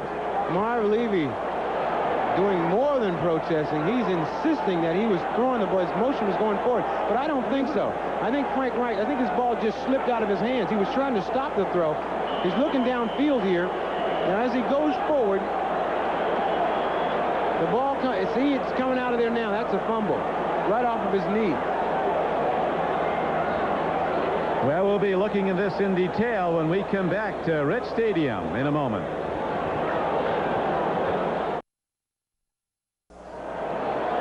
Frank Reich here on this play actually lost the ball a couple of times. Now, as he goes to look forward, he's starting to lose it now. Then he touches his other hand, then off his knee. I think his arm was coming forward. Well, he started to lose the ball there, and then he tried to catch it again. Then it hit his knee. That's a tough call. I think it's a pretty good call by the refs. Here's Marino throwing downfield, and it was almost intercepted by Darryl Talley, who had a free play on the ball but couldn't hold on as Marino tried to get it out quickly to one of his runners, Ron Davenport, out of the backfield. You'll see now why Darryl Talley is a linebacker. We get a replay of this shot. Boy, I'm telling you, that ball, I think it might have hit him in the face. He was like he was swatting flies. Ball coming right at him. Watch. Whap! Hit him right in the chest. But that's not his job. His job is to tackle people, and he does that as good as anybody in the league. As you always say, if they could catch it, they'd be playing offense, That's right? exactly right. The guys can't catch you, put them on the defense. Second down and 10. They go to the run. Sammy Smith looks for some room, and he finds some. And look at this man take it across the midfield line and down to the Bills' 49-yard line. Smith was caught. Then he broke away. Bernie Coast ran for a touchdown, and Cleveland rallies from behind. They were down 10-0 to Houston. Now they lead 14-10. That House of Pain is looked like Cleveland took some aspirin. How about they talk about Jerry Glanville getting bit by that snake? They said his enemies want to know what the condition Snake was in. The House of Pain. It's a state of mind, he says. We take it on the road. Sorry, but they've Cedrin up for him, look like in Cleveland now. 3rd and 2 for Marino and the Dolphins. They go to Smith. And Smith looks like he might be there. He had to get down to the Bills' 47-yard line. Darryl Talley on the bottom of the pile again. Cornelius Bennett signaling that he didn't get there, but I'm sure that's what he would say. Bruce Smith, they put him on the right side of that line. They got two people blocking on him, and he still gets penetration into that line and makes the tackle. He's the first one on the ball carrier. Most sides like a measurement, though, don't they? Yeah. You know what? When you get tired, you really want a measurement. Please measure it. Try to catch your breath. I knew guys you'd call for a measurement when it'd be like 3rd and 6, trying to get a breather. Reminder to our viewers that we'll be selecting the Budweiser Most Valuable Player for today's game at the conclusion of the game. The Dolphins didn't get there. It'll bring up 4th down and about a foot. So Coach Shula ready to make a decision. Offense is staying on the field. When you're playing for first place, you got to go all out. Very good call by Don Shula. What do you think we're going to see here tonight? I think we're going to see that old crossbuck. Old crossbuck. You got to go. This is just a test. This is all right. You're a football player. You mean you can't get 1 yard? Everybody's pride's on the line and the backs. Hand off to Smith, and he's stuck. The Bills think they stopped him. We'll see. The Bills are certain they did. Bruce Smith made the stick. We'll see where they stop the ball. So the Buffalo defense rises.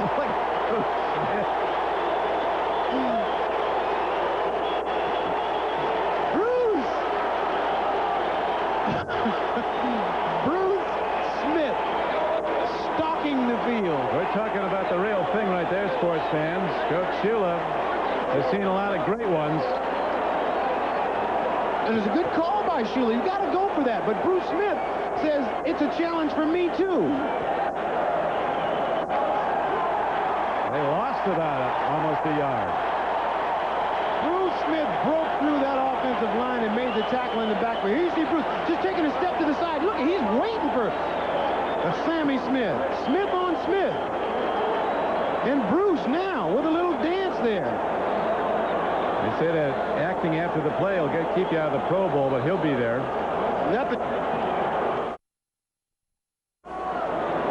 Bruce Smith making an excellent play. Steps to the right side of Jeff Dellenbach, gets into the backfield, and catches Sammy Smith before he's even able to jump. So the Bills defense gives the Buffalo offense excellent field position, and they go to the run. Here's Thurman Thomas breaking into the Miami defense on a first down carry. He's down to the 47-yard line. Bruce Smith, a game ball winner last week, along with the offensive linemen of the Bills, because they ran the ball so well against the Jets. They ran 52 times against the Jets last week. They could run 50 times against the Dolphins today. They're in the 30s now, well into the 30s.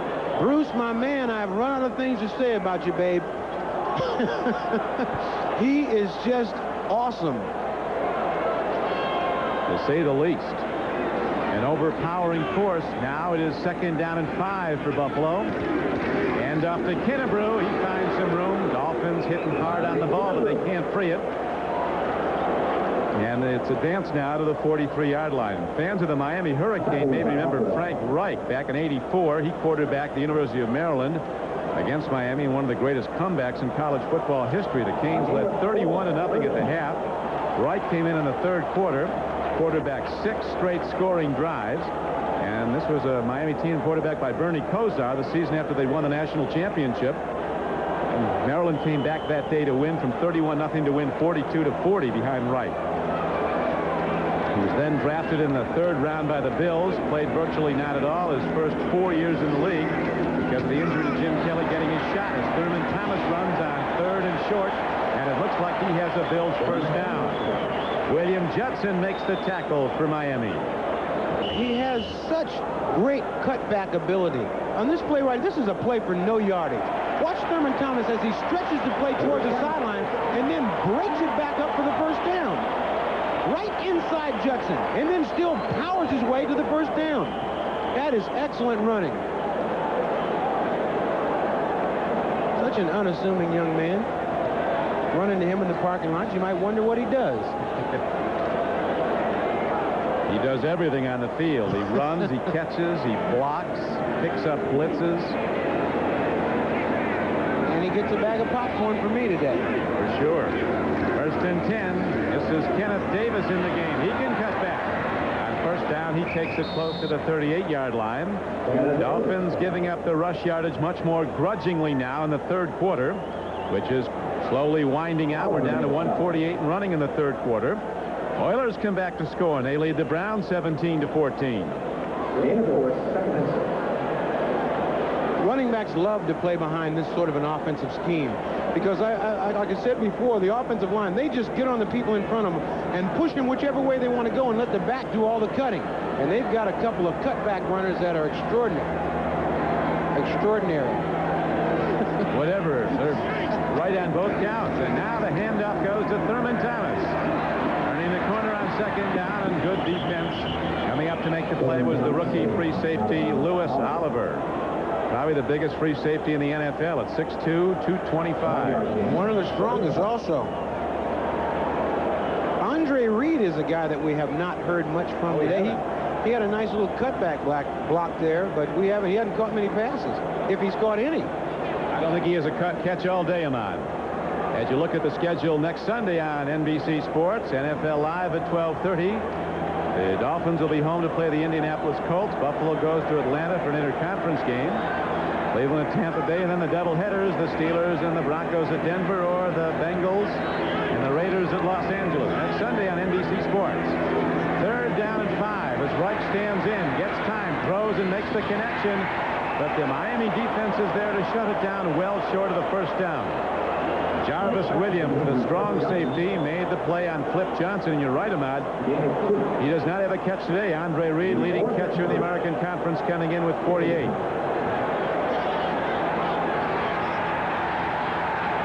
Nice catch by Flip Johnson, just short of the first down. Live action now as we go to John Kidd, ready to place a punt. He's good at getting it down inside the 20. We'll see how this goes. He gets it out of bounds inside the 15-yard line. This telecast is presented by authority of the National Football League. It is intended for the private use of our audience. Any rebroadcast or other use of this telecast without the express written consent of the Buffalo Bills and the National Football League is prohibited.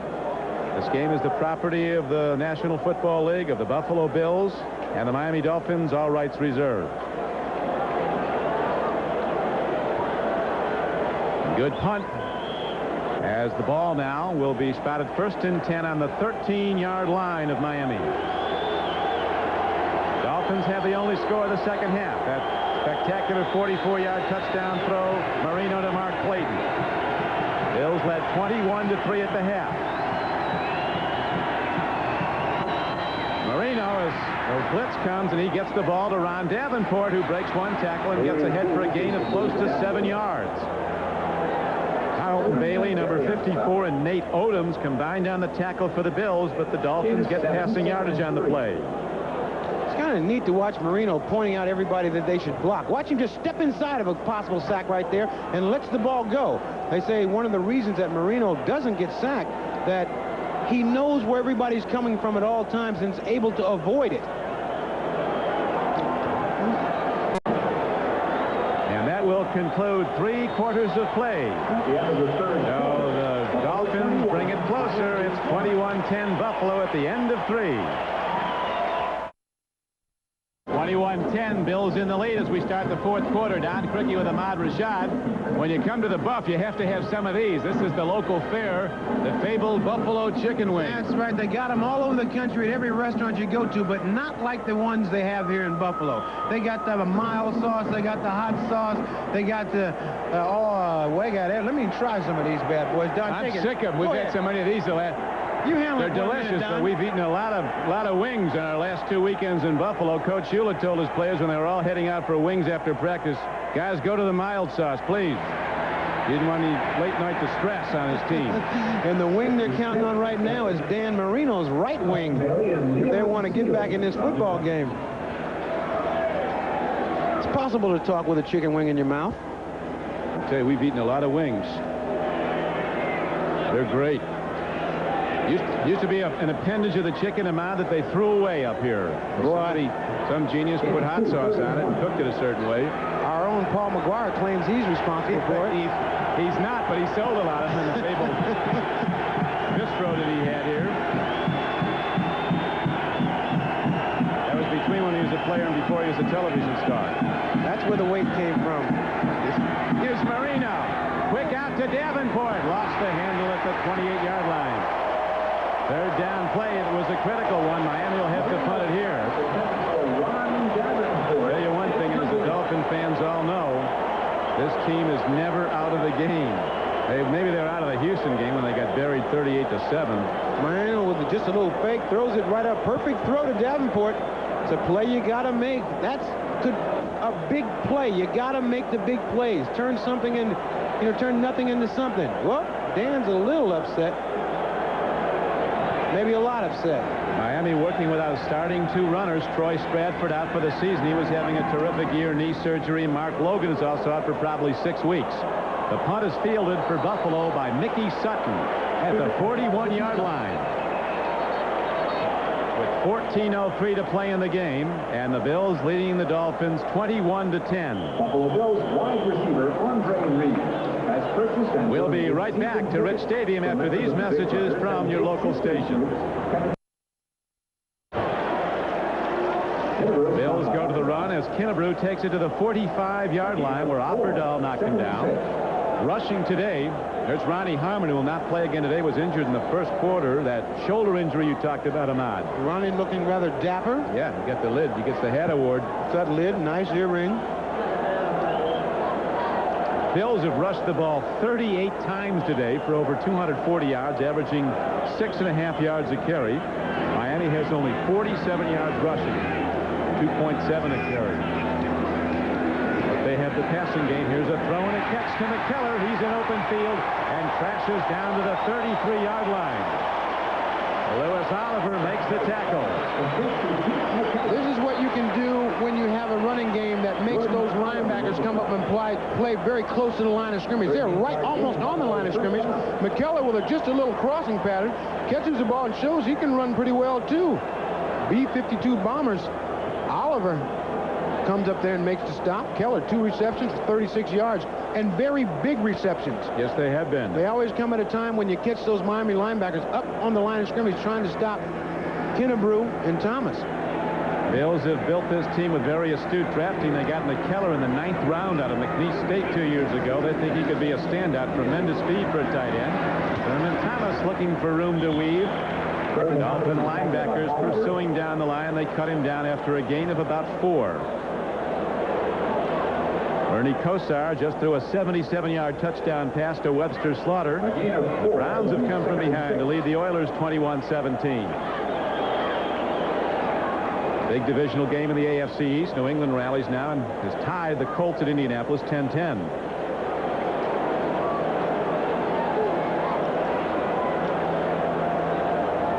This Buffalo Bill team is really showing that they are a great football team, even without Kelly and Shane Conley. Yeah, no, they've got 2 top players, 2 Pro Bowl players. Shane Conley, a first-team All-Pro inside backer.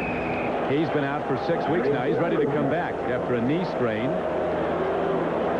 There he is. There he is. This is some player. Penn State. Pretty good basketball player, too. I saw him down at the Superstars a couple years ago, and he can shoot the jumper. Grew up in Frewsburg, New York, nearby to Rich Stadium. Played a high school playoff game here. He's some player, Shane Conlon. A lot of range. They say that he makes the great plays. It's like almost they set the table for him, and he comes and just takes it off. Impact tackler. Talk about his thunderous hits game after game. He stops the run. Now the Bills call a timeout. Reich has been counseled when they're in down close. When you see the defense, he's not certain of what to go against. They call timeout and get some counsel, and he does that as Shula looks on.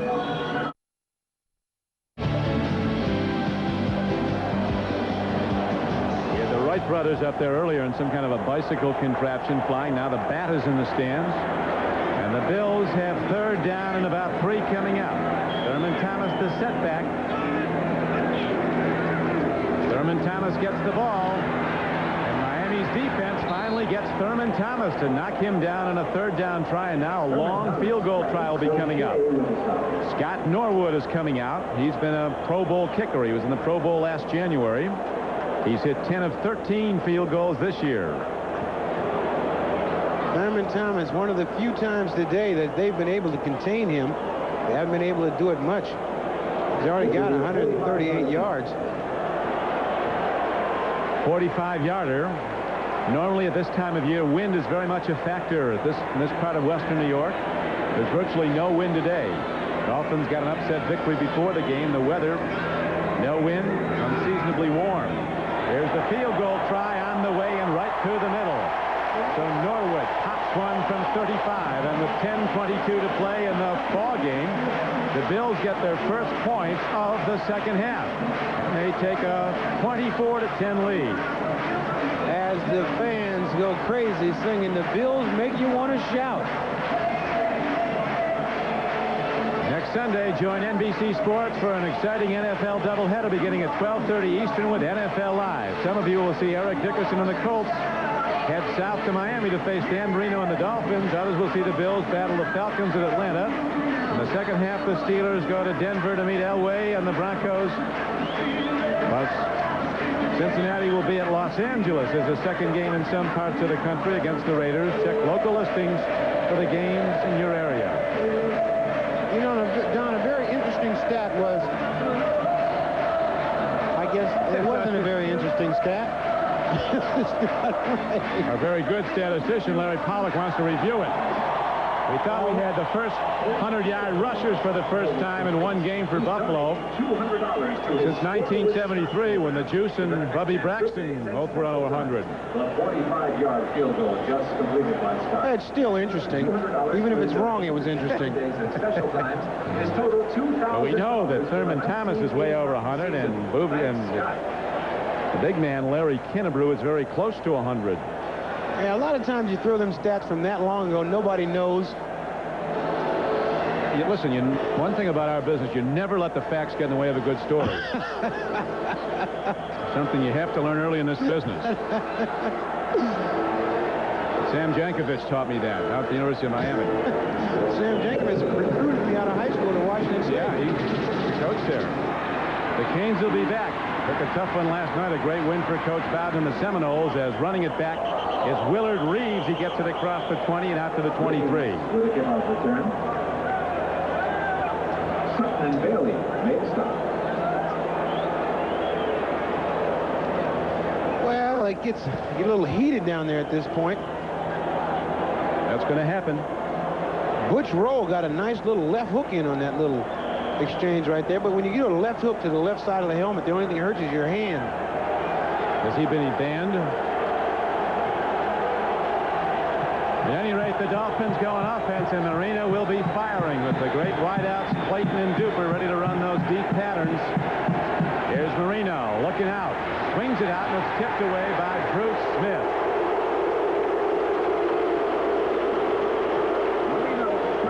He couldn't do something wrong if he tried today. He sticks a hand in the air and he almost intercepts. The only thing Bruce Smith hasn't done today is sell popcorn up in the stands, because he's done everything else. Knock balls down, hurried throws. Bruce Smith, watch him come in putting pressure in, try to throw over him, he knocks the ball down. Hold the ball too long, he tackles you. You try to run the ball, he makes the tackle. Two-time Pro Bowl selection. I guarantee he's on his way to his third time. Marino at 2nd and 10, and they'll get him. Cornelius Bennett. 23 years old. Last year, in his first full season in the NFL, he was a consensus first-team All-Pro. From the Crimson Tide of Alabama, Cornelius Bennett. They have sacked Marino 2 times a day, but Cornelius Bennett, you know, you don't hear about him for a long time because you know everybody's running away from him, but he's relentless. And right here, he shows that, hey, sooner or later, I'm going to get you. You can pay me now or pay me later. But you're going to pay sometime. Biscuit, Cornelius Bennett.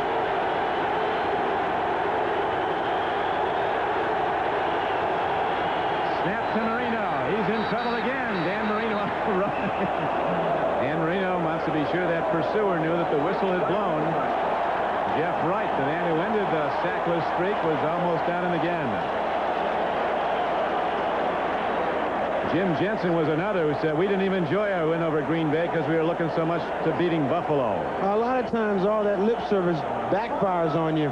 Once again, Cornelius Bennett just coming at Marino. Marino tries to step up in the pocket, and Bennett gets the sack.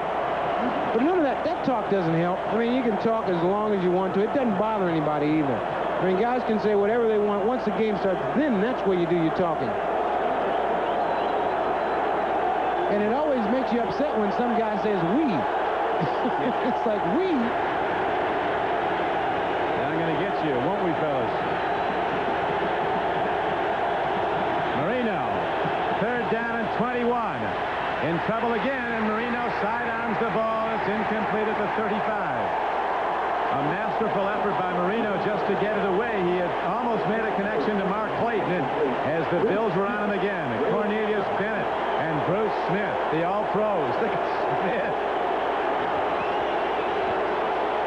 Dan Marino showing his mobility. He steps up inside the rush. Watch Bruce Smith still coming down on 78, and he gets him just as he lets that ball go. Once again, Marino showing that he's going to throw it some kind of way. Here comes Bruce Smith, and he just gets it away. Almost completed to Mark Clayton, but almost all that does is bring in your punter on. Roby in the end zone. One hop snap, but Roby gets it away. Hits a line drive downfield that Sutton will return from his 46. And he's down to the Miami 45-yard line. Lifford Hobley on the tackle for the Dolphins as players have to be separated after the kick return. And there's a penalty marker down with 9:12 to play in the game. Well, all that old pushing and shoving doesn't do anything. It almost looks silly. You know, you're pushing and shoving, and you know, you're pushing and shoving, you're about to get a guy, and then a 150-pound referee pushes you apart.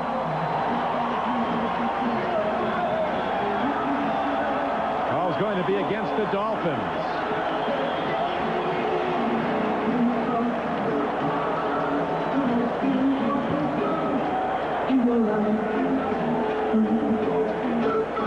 Bills extending their lead in the second half after the Dolphins got Personal close. foul, face mask, number 34, kicking team. It's declined. First down. 34, Nu'ufaola. This is the old chicken fighting is what old Bud Grant used to call that. Yeah, chicken fighter, push him, chicken. And there's a timeout as Nu'u goes to the sideline. Well, the only way that you can cool down Bruce Smith is you do this, throw water in his face, but I dare you to do it, Don. No, I'm not going to do that. The enforcer. First down and 10. Bills with the ball. Thurman Thomas takes it across midfield. Thurman Thomas. John Bosa, who the Dolphins are waiting for a big return from, the #1 draft choice 3 years ago out of Boston College, who was out a full year. He was injured in October of '88. Knee reconstruction, just getting back into form. Cleveland, after trailing 10-0, now extends its lead to 28-17 over Houston, so the Browns in position to lead the division along with the Bengals. AFC Central. Cincinnati back on track, Don. 42 points they put up. Yeah, they were down early. Bills leading 24-10. 8:29 to play in the game. Second down and 8. Back to Thurman Thomas, who has a career rushing day as he extends his yardage every carry. Best production of his career, and he's had some tremendous days. He is just lightning quick. He finds a crack, and his ability to accelerate through the hole is just phenomenal. You don't have to have a big hole for him to get through. Watch here. He makes a decision and just bolts through there. Nice numbers, Ahmad. 24 rushes, 144 yards. He's averaging 6 yards a carry. 1 touchdown. We want to send congratulations and best wishes to our unit manager, Kimmy Pontillo, who was recently married. Who's the lucky guy? I believe it was an attorney named Bill Collins who took her golfing, didn't he, on her honeymoon? They went to Scotland to play golf. And she knows what she's in for. She can handle it. Third down and short. They go to Kennebrew, and he can't quite get there. Big call now for the Bills. They're out of range for Norwood, leading by 2 touchdowns and 2 extra points. 14-point lead. Game clock running. These fans here have suffered so long at the defeat of Miami that they're begging to pour it on. Oh, for the 70s. Lost 20 straight games in the 70s to Miami. One of my biggest highlights, I played here for the Bills for a couple years. We could never beat Miami. And when I went to Minnesota and we beat Miami, I celebrated much more than everybody on the team. They couldn't understand why. It was that because we finally beat the Dolphins. Even if you were wearing purple. That's right. Beat the traffic congestion to Rich Stadium. Catch the Buffalo Bills Express bus. Coach Levy and the Bills going to talk this thing over. I tell you, there's a very good feeling in this organization. I mean, it's a very together group. I don't know. It really is. It's a family atmosphere, and you got to have that if you're going to have any success in the National Football League. Somehow it has to revert back to the way you were in high school, where you care about all the guys. That's why they can have a fight between the coaches. It doesn't bother them. They just keep right on going. It's nothing that they're going to just all of a sudden blow up and say, oh, boy, we got dissension, we got problems. They got nothing but a good football team, and they're headed in the right direction. Tonight on NBC, the Call of the Wild is for help when the magical world of Disney presents Ernest Goes to Camp, followed by the no-nonsense comedy of Sister Kate. And a lady grappler puts the move on one of my 2 dads. Then 227's Jackie will double your pleasure, an NBC world premiere movie that's tonight only on NBC. Was that your line, no nonsense? It was written there. Some genius at 30 Rock. You know. 4th down and 2. 2 fullbacks in the game. They're waiting for Miami to jump, and they didn't do it. These Dolphins are well schooled. They're one of the least penalized teams in the NFL every year. Usually the least penalized. Don Shula does not stand for mistakes. You make a lot of mistakes on Shula's team, you make them somewhere else. I'll tell you, the coach looking good. He's approaching 60. He's not aging. Although any more of those 6 and 10 years will he's not looking for those. This was a turning point last year. The Dolphins, through 7 games, were 4-3 in '88. Then they lost 7 of their last 9 to finish 6 and 10. And of course, they're 4-3 coming into this game, having won 3 in a row. Dug a deep hole early. They were down with a 1-3 record. Scott Schwades is back deep now, along with Jarvis Williams.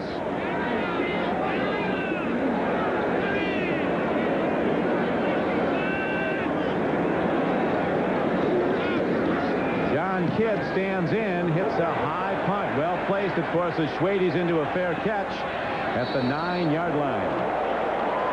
Scott Schwades from Syracuse coming off the injury list. Back in action, a 33-yard punt by Kidd, and no return, as you see. The Dolphins down 24-14, or 24-10. Miami down by 14 points with 6:56 to play. The Bears start to get it together. Now they lead the Rams 17-3. New England has taken a 3-point lead on the Colts. If that ever held up and Buffalo beat Miami, the Bills would have a 2-game lead in the AFC East heading into the second half of the season. Those big numbers by the Bengals you're talking about, Ahmad. Cincinnati with 42 points. Marino on 1st down just gets it away, and it's a bit high, as Dan Marino is under pressure every single throw. Bruce Smith got him again. He took out the tackle also. Ronnie Lee, he's banged up. It's not so much in sacking Dan Marino, but just putting pressure on him. Anytime that you hit a guy, every time he throws the ball, it takes a toll. I mean, Marino, although he's only been sacked twice today, he's been on the ground numerous times. I mean, I don't know if there's any difference. I guess you get a sack in the sack column, but if you knock the quarterback down every single time, it doesn't make any difference to him. He's getting knocked down nonetheless. So Ronnie Lee is attended to by the Dolphin trainer. Louis Cheek will come in. Spectators are reminded that it is unlawful. The Dolphins will be back home at Joe Robbie Stadium next Sunday to play the Indianapolis Colts, who at the moment are losing to New England 13-10 at Indianapolis. Now we're told, this is the 6th time in Bills history that 2 backs have rushed for 100 yards in one game. I knew it would become interesting sooner or later. You have a long list of Dolphins when they had Kick and Zonka. Scheduling seems to be with the Dolphins the rest of the way. The Colts at home, then they play the Jets in New Jersey. The Jets at the moment can get arrested. Neither can Dallas. They couldn't score against a strong wind the way they're playing lately. And Dallas doesn't win at all. Marino under pressure as Bennett came hard on a blitz, and Dan Marino had to trigger his throw early. A lot of their pass plays are timing routes that Dan has to make a decision and fire and hope that the receiver makes the same decision. That one just misfired a little bit. Bills go to Atlanta, home to play the Colts, and at New England. Then they come home Thanksgiving weekend to play Cincinnati. Tough one at Seattle. New Orleans here. New Orleans is a coming team right now. Then at the 49ers. Finally at the Jets. When you're playing well like the Bills, it doesn't matter who you play. Here's Marino on a sprint out on 3rd down and 10, throwing a catch to Clayton, and he's ahead for a first down, and finally stuck hard by the Warrior. The Warrior's selling those T-shirts around. He's got those T-shirts with a feather. He got a feather in the back of his hat that he wears. He said he used to chase down seagulls at training camp and pluck a feather, and he just wore it every day at practice, and he always has a feather now, and T-shirts. Some serious speed chasing down those gulls. That's right. They were flying when he got them. That's a leaping ability. Nate Odoms, one of the Bills' best defenders, banged up. Young player from Wisconsin having a tremendous season. 3 interceptions already, but his coverage has been among the, you were pointing out, there's this better cover guy right now in the conference. No, he's playing so well. You know, you think you can beat him because he's got that unorthodox style. As soon as you try, that's when he starts knocking balls down. Now a 5'7", 160-pound corner is in against him, and that's where Marino will probably be going. He's taking Duper. The lower portion of the screen, his name is Chris Hale, but he can dunk a basketball. Here's Marino sprinting out, looking downfield, directing traffic, and throws the ball away wisely as Art Still was in pursuit of Dan Marino. 5:58 to play in the game. The Bills lead it 24-10. Art Still, very quiet, very efficient, and constantly attacking that quarterback. He says the thing he likes about Walt Corey is he doesn't try to coach us too much. He just turns us loose and lets us play. You know, he lets us play. You don't want to confuse anybody on the defense. If they know exactly what they're supposed to do, then their production goes way up. It's a lot of those defenses where you got 18 different kinds of sets that guys make a lot of mistakes. Walt Corey doesn't believe in that. Well, he believes in this defense gives him reason to believe. And here's a downfield throw and a catch at the 40-yard line on 2nd down and 10. Good for a first down. Andre Brown, a free agent from Miami of Florida, turns in and makes a 14-yard reception. In situations like this, it's much easier to catch that ball over the middle. Nice move by Brown. Gets inside the cornerback. Ball's right on time. Picked off by Kirby Jackson. Was he inbounds? He was. It's a Buffalo interception of Dan Marino by Kirby Jackson, who's quite a story. He was a 5th-round draft choice of the Jets who cut him. The Bills picked him up as a free agent. Derek Burrows, one of their best, went out with an injury. And Kirby Jackson has played superior football as he does in this play. Let's see if he gets feet in. He does. The official right there says it's an interception. You see the Dolphins pointing that he was out of bounds, but it was an excellent break on the ball by Kirby Jackson. Tom Olivadotti. Dan Marino a little bit upset. He expects those receivers to come back to the ball. You don't come back to the ball, it causes an interception. Spotters Michael Gluck and Pete Fearley. It was Andre Brown, the intended receiver. Now the Bills will go to the run as they put it in the arms of their fullback Kennebrew, and he takes on tacklers down to the 36-yard line. Jeff Cross tackled him, but the Bills now in possession of this game as long as they can run the ball and keep it away from Marino. Their offense is just awesome. They pound that ball and pound that ball away from you. The moment you bring those linebackers back, they hit the tight end right behind the line of scrimmage, and they just keep coming at you. I think when you have a guy like Thurman Thomas constantly putting pressure, it's very hard to contain that Buffalo offense. Kennebrew got 77 last week, Ahmad. He's up that this week. 18 rushes, 110 yards, and Lewis Oliver limping out a little bit. And if you give Brew the ball 18 times, 20 times in a game, you're going to get a lot of people limping out of the game because he really brings it when he carries it. Bills now have their run total up to 45 rushes in this game. And Don Shula used to do this with Larry Zonka to everybody in the league. They brought that running game in here, and they just pounded you and pounded you and pounded you, and there's really nothing you can do. You can't keep the ball very long, and anytime you make a mistake, you give it back to an offense that's just going to pound it and get those long drives again. There was some offense, wasn't it? Old Chicken Little out in front. Yeah. Reese gives to Zonk. Kick, Murphy Morris. Kennebrew runs the ball inside the 35-yard line. Harvey Green of the Dolphins was pointing out yesterday the prolific touchdown production of Dan Marino, and Greasy, who's probably going to be a Hall of Famer, hasn't been voted in yet, but he passed his career touchdown mark in less than half the time. Now that's an excellent stat. Excellent stat. We see that our producer's telling us we see a fight, and we see it right there. That's not much of a fight. It looks like a pushing match to me. It's absolutely nothing. You end up getting a penalty or getting yourself hurt. It'll back you up over the pile. Greasy played 14 years. This is just the 7th season for Marino, and he's over 200 touchdown passes. Nobody in football has ever come close to that production. I have never seen anybody with the release, with the accuracy, and I saw Joe Namath play many times, but Dan Marino is just in a class by himself. He's had so much pressure on him. He's had to do it all by himself the last few years. All the numbers he's racked up, he's done it without a defense. And he's such a competitive guy. You get those kind of numbers, they mean nothing. He wants to win a football game. That's why those interceptions don't bother him. It's like, I'm trying to win a game. I'm not concerned about my statistics. I'm trying to get out here and win a doggone game. Put it up 35 times a day. The Bills have sacked him twice. And very nearly a lot more than that. They've forced a lot of errant throws. 2nd down and 9 coming up. End up to Kennebrew. And he's out of bounds at the 25-yard line, stopping the clock with 3:23 to play.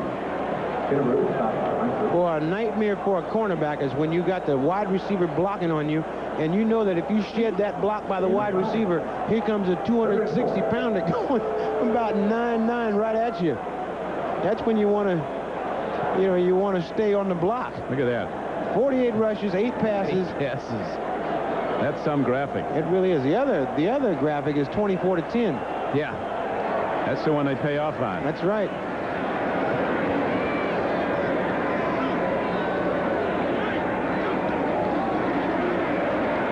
The middle, and it's behind Andre Reed. Dolphins have taken him out of the game for the most part. An all-pro receiver. They were saying in practice yesterday, Ahmad, that Andre Reed, one of the greatest things that happened to him when he went to the Pro Bowl as an alternate last year and was lining up with guys like Toon and Eddie Brown and saw he was as good as they were, and he came back knowing he was a terrific player, really believing it. He is. That's what you find out when you go to the Pro Bowl. You look around you and you say, hey, I belong here. I'm as good as these guys. And your level the very next year after the Pro Bowl goes up tremendously because you feel the pressure and the pride of playing at that level every game. I like what your friend Fran Tarkenton says about the Pro Bowl. He says nobody plays in the Pro Bowl, including the people there. The field goal attempt by Norwood is no good with 3:15 to play. Bills going for a long one, so the Dolphins send their offense out. Down still by a 24-10 count. Now the Colts have come back to lead the Patriots in the 4th quarter, 17-13. New England's been rallying. Miles going right back in that big sack of corn here. This is some of the best popcorn I've ever had in my entire life. My hat's off. I tip my hat to the popcorn makers here in Buffalo. Not to mention the person who brought them wings over here. That's right. Here comes Marino in the Miami pass offense. Downfield throw, tip ball intercepted. It's picked off. It was intended for Clayton. Kirby Jackson has his 2nd of the day. And he's not done as he weaves inside the 20. Jackson's going in. Touchdown, Buffalo.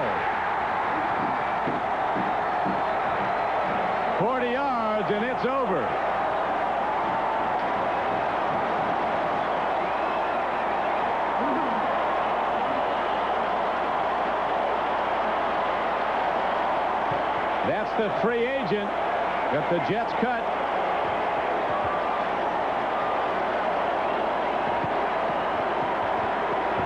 And the Bills slam the lid on. They're up 30-10 with the extra point coming. If that run wasn't a woo-wee, it was certainly a woo. Yes, it was. I think that was a woo-wee. I'm telling you, he broke a lot of tackles. I think 2 or 3 times they thought he was down, and he kept running and showing his ability as a runner.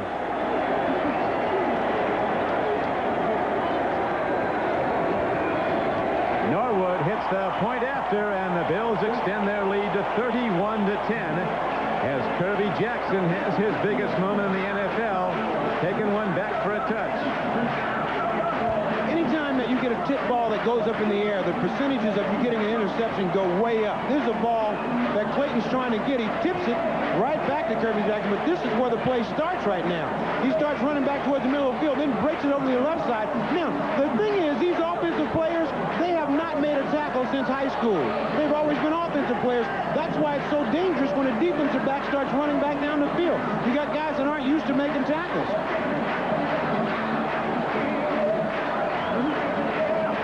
And they're shouting in Buffalo.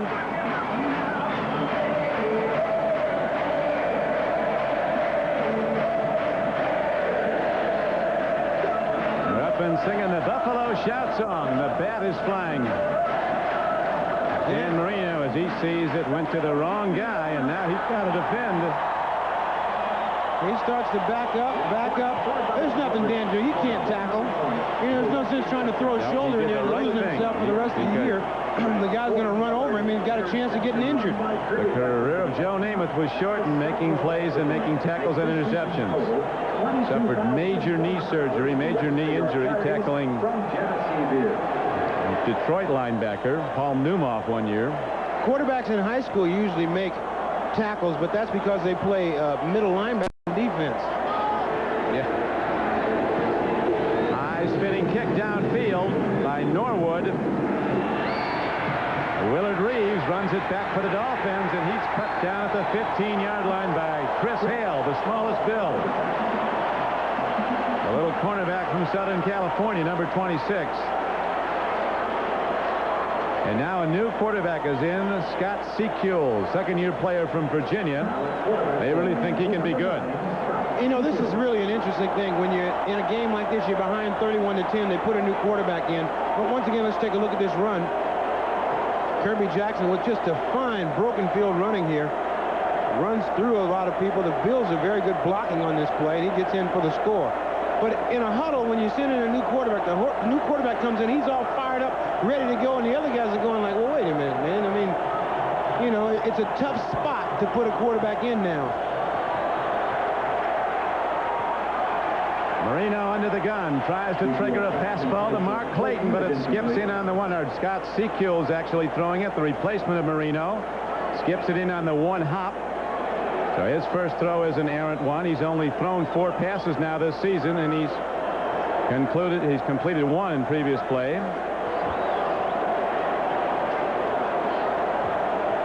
The sack doctor got a hold of him, Leon Seals, just after he released the ball. Marino suffering 3 interceptions today. Threw for 1 touchdown. Was sacked twice. Sequel's on the run. Dumps it short again, trying to go for Jim Jensen.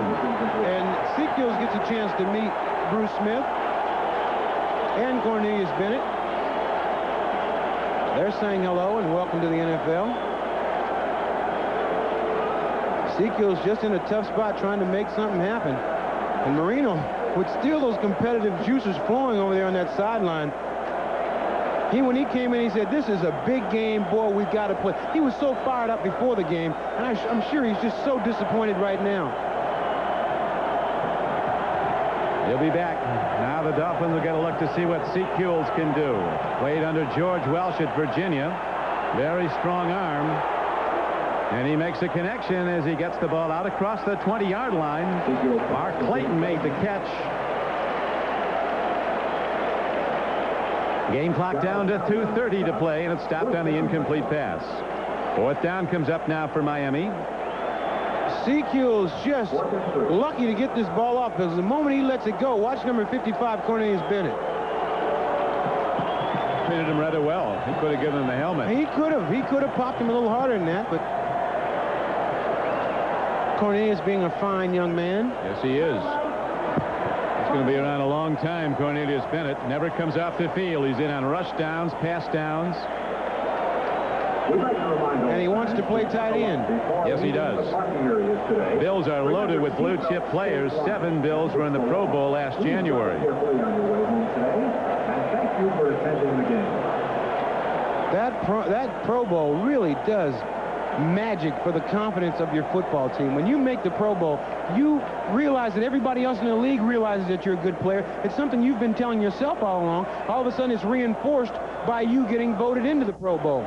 And then you got to play up to it every week. Well, you've been there a number of times. Next Sunday, NBC Sports has an exciting NFL doubleheader beginning at 12:30 with NFL Live. Then some of you will see the Colts go to Miami. Others will see the Bills meet the Falcons in Atlanta. And the doubleheader games, the Steelers and the Broncos at Denver. Cincinnati goes against the LA Raiders.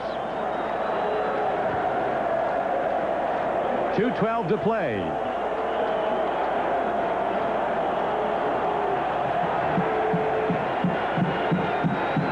Fourth down play.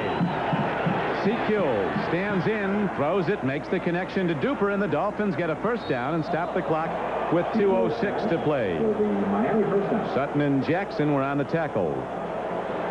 Elijah Pitts, running back coach for the Bills. Former outstanding Packer on the sideline with his 2 standout runners today. First, we're going to look at Sequels fire the ball on an out pattern. Duper makes the first down catch and gets out of bounds.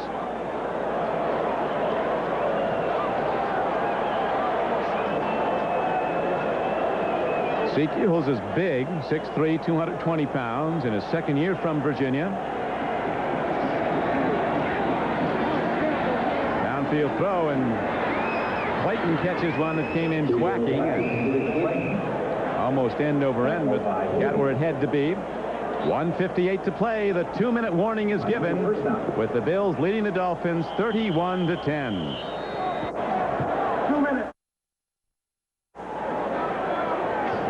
Bills in command late in the game here at sold-out Rich Stadium. Don Criqui with Ahmad Rashad. Picking a most valuable player today is a difficult job. Ahmad, who is it? Yeah, I noticed that you want nothing to do with this. Could it be Bruce Smith or Thurman Thomas? It's got to almost be both, I think. Can we tie? Can there be a tie? Let me ask the producer. Is there a tie? There's a tie. Both of them most valuable players today. All right, so we have co-MVPs today. One representing a standout defense, All-Pro Bruce Smith, and the young running back Thurman Thomas, who had his most productive day. Time for the Most Valuable Player Award, sponsored by Budweiser. Today's MVPs are Bruce Smith and Thurman Thomas from the Buffalo Bills. Budweiser will make a contribution to the United Way on behalf of all the MVPs selected in today's games. Announced today. Yeah, well, you can't. They were so strong on both sides. And I'll tell you, Elijah Pitts congratulating Frank Reich on the sideline. Everybody is. He played a very sound game. Didn't throw it often, but he did not make the big mistake again and hit the big play. And now Sequels rolls out. Lets a long ball go. That's offensive interference. That's a touchdown.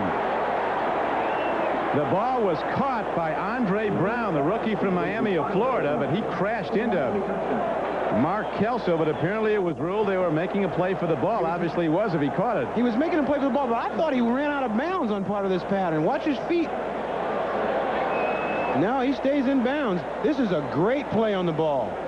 Great play on the ball. That's what you want to do. You want to go to the ball aggressively. He hit Kelso right in that big hat of his. That's right. The height didn't help him on that play. This guy's the player. I tell you, the Dolphins got some here in a free agency. Can't believe Miami keeps putting out those kinds of wide receivers year after year. Stoyanovich hits the point after, and with 1:50 to go, the Dolphins score, but in all probability too little too late, as they're down now 31-17. Penalty markers down on the point after, but it's against the Bills. Put it on the board. Boy, I tell you, this bit. Illegal substitution. 12 men on the field, defense. The extra point is good. We'll penalize on the kickoff. Thank you, referee Johnny Greer. The penalty will come on the kickoff as Andre Brown gets in the end zone. He looks like a player. He certainly does. This is just a great throw and a catch. CQ is rolling out, giving the receiver time to get deep. And then Andre Brown, showing his leaping ability here, just goes to the ball.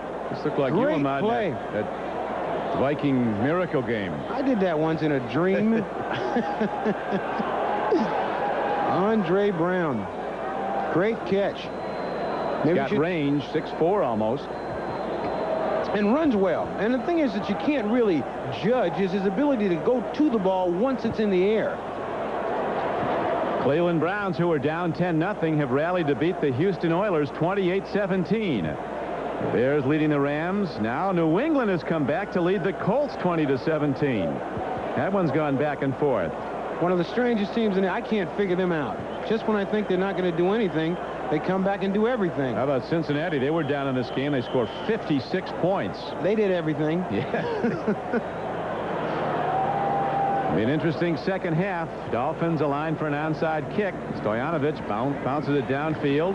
The hands team is out there. Nicely done by Metzlars, number 88, who was a first-team Division II All-American basketball player. He's 6'7", at Wabash College in Indiana. He goes up high and comes down with the rebound. And last week I was talking about his son. They call him Repeat. Pete and Repeat.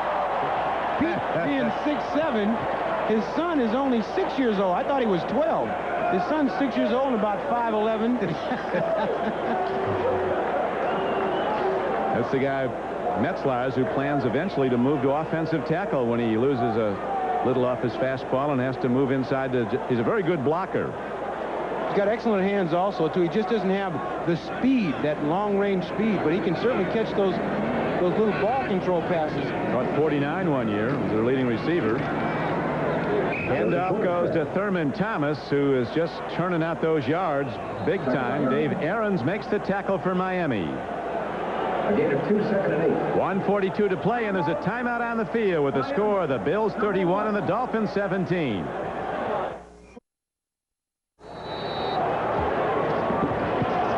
Dan Marino. Not a good day for Marino and the Dolphins as their 3-game win streak comes to an end. And they'll make the turn to the second half of the season at 4-4, trailing the Bills 31-17 with 1:42 to play. Buffalo with Reich at quarterback, set to go to the run to try to run out the clock. Thomas. Everybody's a coach in the stands, but I think I might have Thurman sitting down, getting rested for next week. 5-yard gains. You'd look good in a coaching hat. Another timeout called by the Dolphins with 1:31 to play. Bills fans are chanting, "We want Reed." Andre Reed has a consecutive games receiving streak. I think it's up to 47 now. But he's on the sideline, and Sportsman, as he waved to the fans, he said, "Hey, nothing we can do about it at this point." Throw him a hitch. I know if somebody makes Levy aware of it, he'll put him in. Do you mean you don't think he heard those 80,000 people saying, we want Reed? He's got that headset on. I can hear it through my headset. I think they can hear it in Syracuse. Thurman Thomas runs. Now 4th down comes up. 1:26 to play. John Offerdahl playing much better now as he works back into the lineup. And the Dolphins call a timeout with 1:26 to play. They're out of timeouts and almost out of luck in this game.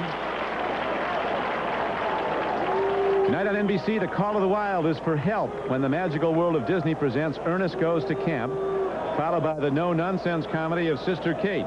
And a lady grappler puts the move on one of my two dads. Then 227's Jackie will double your pleasure. An NBC world premiere movie that's tonight only on NBC. The executive producer of NBC Sports is Terry O'Neill. The producer of today's game, Terry Ewert. Director, Ted Nathanson. Associate Director, Ray Benassi. As we're coming down the stretch here at Rich Stadium, where the Bills have put in a record crowd of almost 80,500. Sold out 16 consecutive games. Leading the NFL in attendance and leading the AFC East by perhaps 2 games, depending on the outcome of the New England Indianapolis game. that the Patriots are leading late in the fourth quarter. Punt downfield, and Schwades lets it roll, and the Bills will down it at the 5-yard line, or let it go out of bounds down at the 4. Everything goes right for these Bills the last couple of weeks, at least. Now look at this. The Colts have tied it up. Looks like they could be heading to OT. Colts and Patriots tied 20-all with time almost out at Indianapolis. Steelers have rallied and come back, and now they lead Kansas City. Dallas is close, but still behind in the fourth quarter. New Orleans wins again, beating the Bills' next opponent, the Falcons. Saints, after a 1-4 start, have now won 3 straight. And we saw them get back on track a few weeks ago. And they blew out the Rams last week on the road. Scott Sekiel at quarterback, standing DR deep in his end zone. He'll run the ball straight ahead, and Sekiel takes it out to the 20-yard line. Sekiel's with them young, fresh legs. They want to see him do as much as he can as we go into the final minute of the game. Bills are in the lead, 31-17. Sekiel is almost picked off again by Kirby Jackson. Then he lost it, and it looked like Andre Brown caught another one. Previous reception for Andre, you remember, was the one he took away from Kelso in the end zone for a touchdown. He had his eye right on that one. Once Jackson knocked it up in the air, Brown stayed with it and made the reception. Downfield throw, and it's too long for everybody. Nearest to it was Nate Odom to the Bills. 28 seconds to play. 3rd down and 4 arises for Miami. They've got no 15-point plays in their weaponry. No, Jeff Wright in it. He's a guy that broke that streak by Marino of not being sacked in 19 games, and now he gives the same sort of a welcome to Jeff Sekiel's. Sekiel setting up in the shotgun now at the 21-yard line. 3rd down and 4 for Miami. Dolphins trying to make one more strike, down by 14 points. Here's a throw. And once again, Andre Brown is open off the flank. And a nice throw by Scott Sekiel. He fired it right on the money. This Brown's a heck of a target. Oh, big rangy guy like that. That's all you can ask for. You can throw the ball. You got a lot of area to throw it when you got a guy that has that kind of range. Sekiel throws it up. And that was very nearly an interception, as the nearest man to it was the strong safety Leonard Smith. And the game clock is down to 2 seconds to play. And the Bills are about to up their record to 6-2 going into the second half of the season. One of the co-MVPs, Bruce Smith, walks the sidelines. And most importantly for the Bills, they found a quarterback they can win with when their star, Jim Kelly, was out. And it's mainly because of this defense led by Bruce Smith that they turned it up a couple of notches. Yes, they did. They realized that we had a problem, that Kelly wasn't going to be able to play. And what they want to do is get behind Reich. Bruce Smith told us, hey, they needed to turn it around right away. Marv Levy pointed that out strongly yesterday, that our defense has put our offense in position to win. Andre Brown almost had one, and that's going to do it. Final numbers are up as the gun sounds. The Buffalo Bills defeat the Miami Dolphins 31-17 as Coach Levy goes across to shake the hand of a man he greatly admires, Don Shula.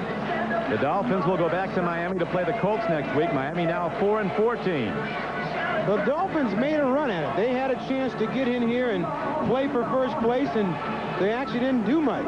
And once again, we see Bruce Smith and Marino talking a little bit. Frank Reich, who made no mistakes, had a perfect game today. Buffalo leading the division 6-2. Miami falls to 4-4. They had their chance. Just weren't able to pull it off. And Buffalo, boy, they really turned it on. Bills will be awaiting the outcome of that Indianapolis-New England game. Those two teams tied late in the fourth quarter at 20-all. Here is the play of this day, the spectacular run of Thurman Thomas. As he weaves through everybody, the entire Miami defense had a shot at him at one time or another. Takes it in for 30 yards as he finished the day and a touchdown. Finished the day with 147 yards rushing on 25 carries. Now for Ahmad Rashad, this is Don Criqui. Glad you could be with us at Rich Stadium where the Bills defeated the Dolphins 31-17. Stay tuned for the Budweiser NFL report after these messages coming up from your local. Next on NFL Primetime, would Mike Ditka's Bears lose their fourth straight? Or would it be the Rams and Jim Everett losing their third in a row? The Oilers and Warren Moon had been on a roll, but today they saw Webster Slaughter and the Cleveland Browns coming right at them. In Denver, it's Randall against John Elway. At the Meadowlands, could Steve Young crank it up in place of Joe Montana? Rodney and Willie Pete, father and son, do battle in Milwaukee. Let's celebrate NFL Primetime next.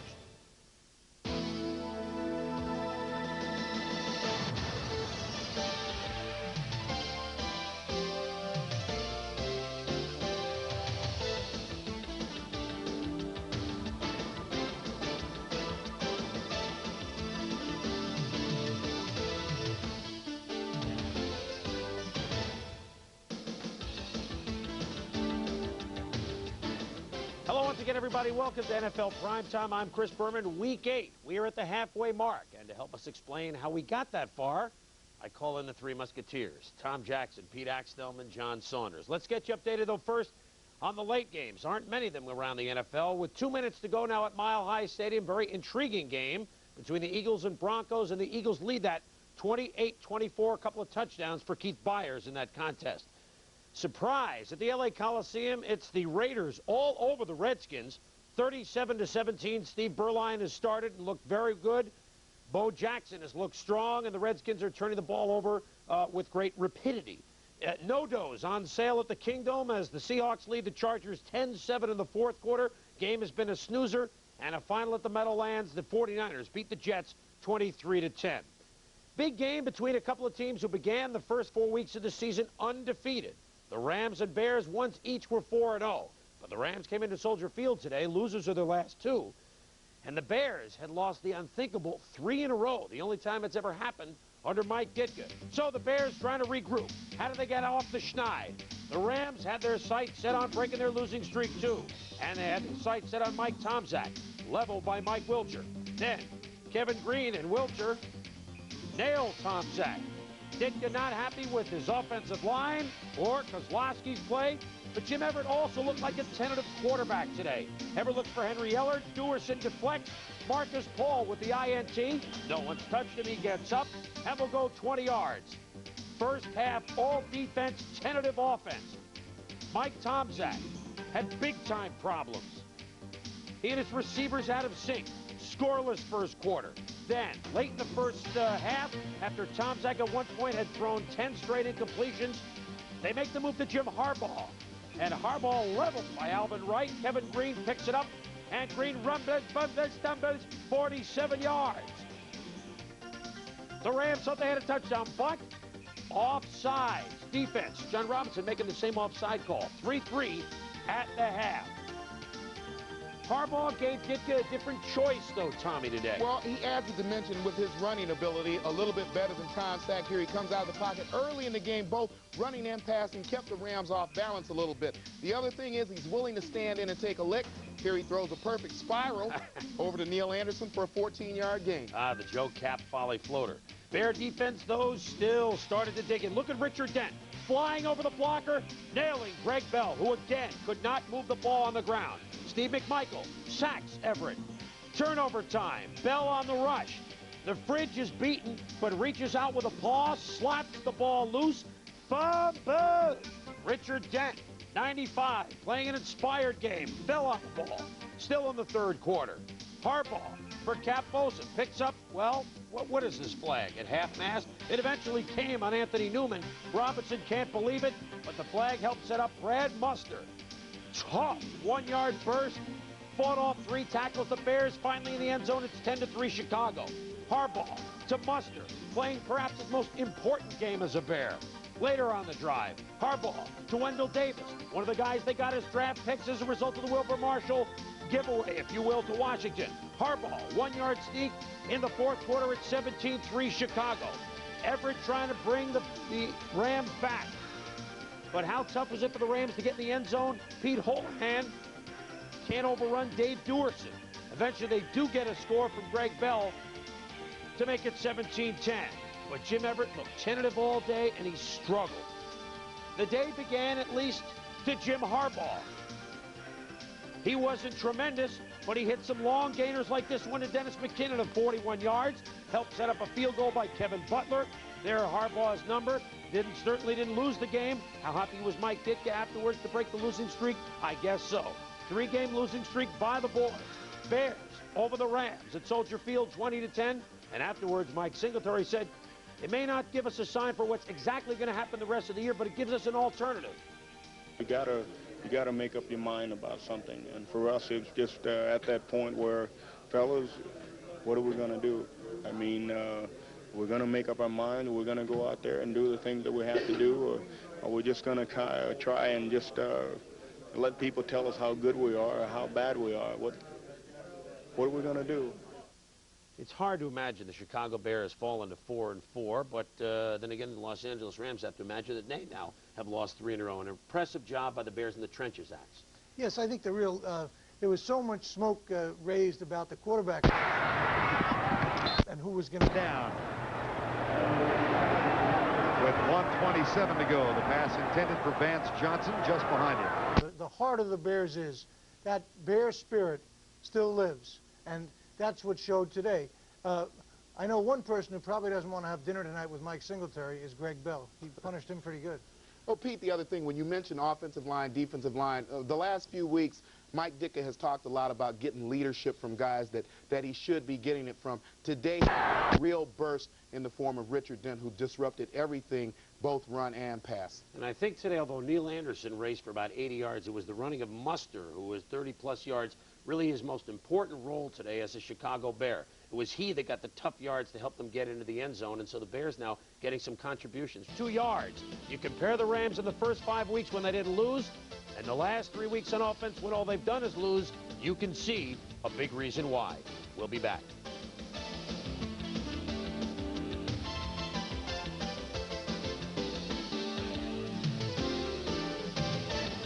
NFL Primetime is... Team coordinator stands in front of Buddy Ryan.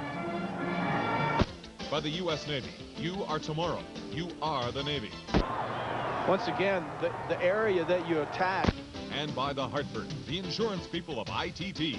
When you need us most, we're at our best. So drawback possible. Welcome back to Primetime. Pretty hot game in pretty chilly Denver this afternoon. The Broncos have gotten into Eagles territory. Under a minute. In the end zone, Sewell.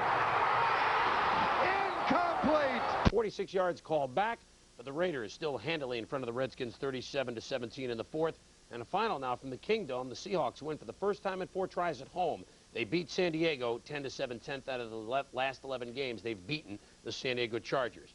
Falcons and Saints. Atlanta, it seems every week they're on the road. This is their 5th road game of the year, and going into this ball game, they had yet to win. There's the effort by the safety. I can't see the number there, Vern.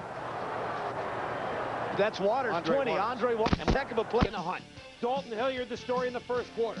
Hebert to Dalton Hilliard. Hilliard would run for 17 yards. On the next play, Hebert said, you know, I like this guy, number 21. He throws to Hilliard for 9 yards. 2 plays later, they give us to Hilliard. Ironhead with a block of sorts, 15-yard run for Hilliard. Then, we try Dalton to the right side. He busts off for 7 yards. Then, Hebert scrambles. Guess who he's going to look for? Hilliard. Yeah, good idea, Tom. Hilliard, untouched, into the end zone, 21 yards, accounted for all 69 yards of the Saints' opening drive. They lead at 7-0. Falcons offense, non-existent. Pat Swilling had 3 sacks of Chris Miller in the first half. This time the fumble recovered from Frank Warren.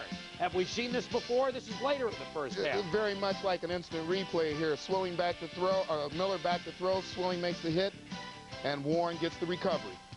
The Saints lead at 10-0 at halftime. Jim Fink on the sidelines looking on. Second half, though, Chris Miller hung in there and started to turn things around. It's a dart to John Settle for 10. Dan looks for his rookie receiver from Northern Arizona, Sean Collins. 18-yard touchdown. The Saints, who held Atlanta to 4 yards total offense in the first half, now only led it 13-7. And then prime time. Deion Sanders on the kickoff return. Let's get it go. Finally goes out of bounds. But trailing by only 6, 13-7. It got Atlanta into range. And while Atlanta was in range, the Saints offense starting to sputter. Hebert loses the football. Atlanta has 1, 2, 3, 4. Rumbling, bumbling, stumbling. They had 5 shots to pick up the football, but they couldn't do it. Stan Brock saves the day. But Atlanta does tie it at 13 all. And then Hebert says, my goodness, we've outplayed Atlanta, but we might lose the game. He hits Eric Martin after Charles Dimry gambles. Martin picks up 50 yards. And guess who's the hero of the day? Sure, number 21, Dalton Hilliard with a late touchdown. 93 yards rushing, 97 yards receiving. He had a marvelous day. A pair of touchdowns. Marion Campbell says, you know, we played the Saints tough, but we can't beat them because New Orleans beats Atlanta by the count of 20-13, and home never looks so good for Atlanta next week. Phoenix at Dallas. And the Cardinals get Freddie Joe Nunn back after being suspended for substance abuse for 30 days. He was abusing Paul Palmer. Here he gets him once, and watch him beat Nate Newton. Freddie Joe Nunn amazingly quick off the ball, blows by Newton before he even sees him to drop Paul Palmer. And then Nunn into the backfield, nailing Palmer. Palmer said, boy, I thought I was happy to get a new start at Dallas, but at least not on this day, because Palmer tries to avoid Nunn, and Michael Zorgan runs him out of bounds. The woes continue. Steve Walsh, the perfect bullet to Palmer, no. Dallas tries it again, but guess who's there? Michael Zordich right there. Palmer picked up 33 yards rushing on the day and an Excedrin headache, number 42. But it wasn't only Palmer that Walsh was having trouble hooking up with. Here's Kelvin Martin. No, can't hold on. Now with Phoenix leading at 6-3 in the third quarter, Walsh is dropping back. Cedric Mack tips it, and Michael Zordich picks it up. Just Saturday night, he and his wife, baby boy, Mike Zordich Jr. On Sunday, he returns an interception for a touchdown. Congratulations, it's 13-3 Cards. Walsh to Derek Shepard draws Dallas within 16-10. Steve Walsh throwing for 264 yards on the day, and Jerry Jones, as he's done all year, on the sidelines inspiring the squad. Late in the game, Phoenix punting. Derek Shepard was cut from New Orleans early this year because of a case of the dropsies. No, not again. Yes, it is. Phoenix recovers the fumble. Jimmy Johnson and Shepard see a game slip away as the Cards win a count of 19-10. In 5 years as coach of Miami, Florida, Jimmy Johnson 52 up, 9 down. 8 games as coach of the Dallas Cowboys, none up, 8 down. What a change it has been. We've got more highlights from Week 8. Their 3-game winning streak, you see in the total on the right, has been keyed by the D. Stay with us. Holy defense back here.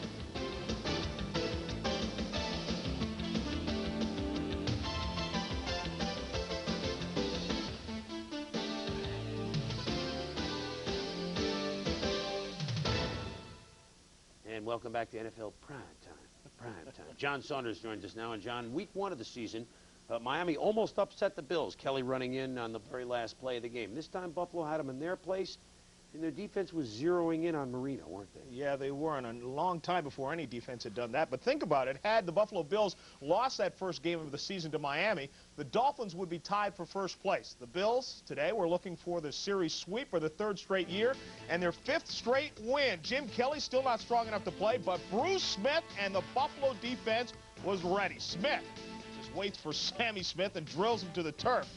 Smith, a dominant force as usual. The Bills pressured Dan Marino constantly, and Marino isn't used to that. Under the heat, he fires. It's picked off by Cornelius Bennett. The Bills in business with good field position.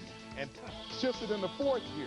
yeah, that's picking up speed in a hurry. The Bills are really hungry for the sack of Marino. 19 games since he's been sacked, but Jeff Wright gets in there, gets him at the one. First time in 759 passing attempts that Dan Marino was beat, and he was beaten badly on this one. Well, Jeff Ulenek gets the center, turn, gets his shoulders by. Marino just can't avoid him. Marino goes down twice in the game, but Frank Wright didn't throw the ball too often. But when Wright did throw the ball, he made it count. Finds Don Beebe, 63 yards for the touchdown. Only 9 tosses on the day for Reich, but he had Buffalo on top 21-3 as he hit 6 of them. Marino gets Miami going in the third quarter. Mark Clayton, who makes nice moves there between 2 defenders, takes off with everyone chasing him, picks up a block into the end zone for the touchdown. It's now a 21-10 game. But that man, Thurman Thomas, was at it again. You can't say too much about Thurman. Once he catches the story, always got the great vision, makes a nice little hurdle there, always refusing to run out of bounds, gets every yard that he can get. Career high 148 yards, and Don Shula would have a big decision. 4th and inches at the Bills' 47. Give it to Sammy Smith. Smith is just stopped cold by Bruce Smith, and the Bills were fired up.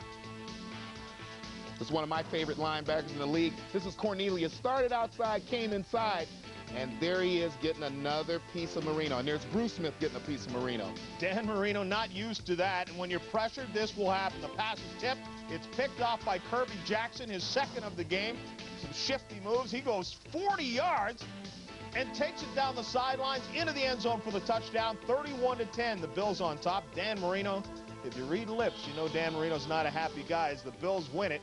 Dan Marino's 19 straight without being sacked. That was an NFL record. The Bills are now 6-2. They had 280 yards rushing. In Indianapolis, that's Tony Eason of the Patriots not playing, but on the other side of the field, Tom Ramsey used to play for them. He set up the signals, so Eason had to hide behind the coaches. Meanwhile, Jack Trudeau to Bill Brooks, and then he's almost out of bounds. Laterals it to Andre Rison. 71 yards when it was all said and done, but Trudeau would fumble a couple of plays later, and they would not come away with a touchdown. New England is up 3-0. Trudeau goes to Rison again. 22 yards. His first touchdown in the National Football League. Now, give the guy credit. You got to celebrate something like this. Unsportsmanlike conduct demonstration, number 85 and 80 will penalize on the kickoff. Come on, the guy's first NFL touchdown. Give him a break. Rison pays for it. Johnny Rembert says, "You're going to hot dog a little bit? I'm going to knock you to the turf," and the ball goes flying. Tony Eason sending in some more plays behind his coaches. They don't want the Colts to pick this up, and Steve Grogan, he catches the play. First he hits Sammy Martin, puts him over 25,000 career passing yards. Then Cedric Jones hauls it in to tie the game at 10. Eric Dickerson says, "Call the doctor. I got to get out of the game. The hamstring is still hurt, and the Colts are down 13-10. And Ivy Joe Hunter takes control. And Ivy Joe Hunter obviously taking some lessons from ED because he's learned how to make that nice slice through the line of scrimmage. Does it a couple of times right there. 3 consecutive carries, picks up 20 yards. Steve Grogan with 3 minutes left to Hartley Dykes for 8 yards. Then Cedric Jones, 13 more yards into Indianapolis territory. Then Eric Sievers, who had 5 receptions for 91 yards. Mosi Tutupu down to the 3-yard line. And then John Stevens on the handoff. Bowls it in, and the Patriots take a 20-17 lead. Indy ties it on a field goal, but into overtime. Eason still sending in the signals. Looks over at Tom Ramsey. "Did you get that?"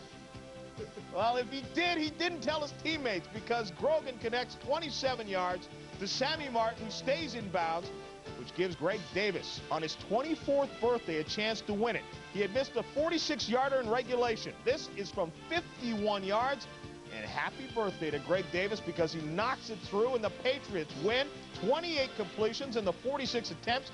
Those are career highs for Steve Grogan. 355 yards as well. Ray Berry's 9th win against just 2 losses against the team that he starved for in Baltimore, and the Patriots come away with a big win on the road. Yeah, it saves their season, and what the Colts loss and the Bills win mean combined is that Buffalo owns a 2-game lead now in the AFC East.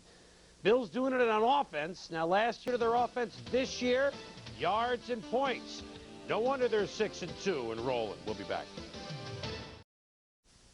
You knew going into the season the AFC Central was the conference's best division, but neither the Bengals, the Browns, or the Oilers. I know who's in the Central. I just got confused. None of those teams had really asserted themselves this year. Last year, remember those back-to-back games between the Oilers and Browns at Cleveland, Week 16 in the wild card game? Both teams looked good then. Which team would assert themselves today? The 3 teams going into the day at 4-3. And yeah, everybody was in the dog pound today.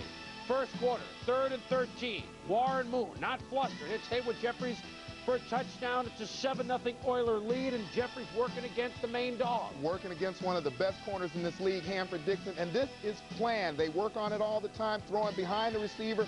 Defender doesn't have a chance to focus in. Touchdown. Houston looking controlled on the road, but again, they won that playoff game in here. Deep from his own end zone, Warren Moon to Drew Hill. Also beats Hanford Dixon. It's a 50-yard play, and the Oilers in the first half look to have things going their way. Offensively, Cleveland had a rough start. Bernie looked good on Monday night, but looking for Ozzie Newsome, the only pass he threw towards Ozzie all day, Bubba McDowell picks it off. There's a flag on the return.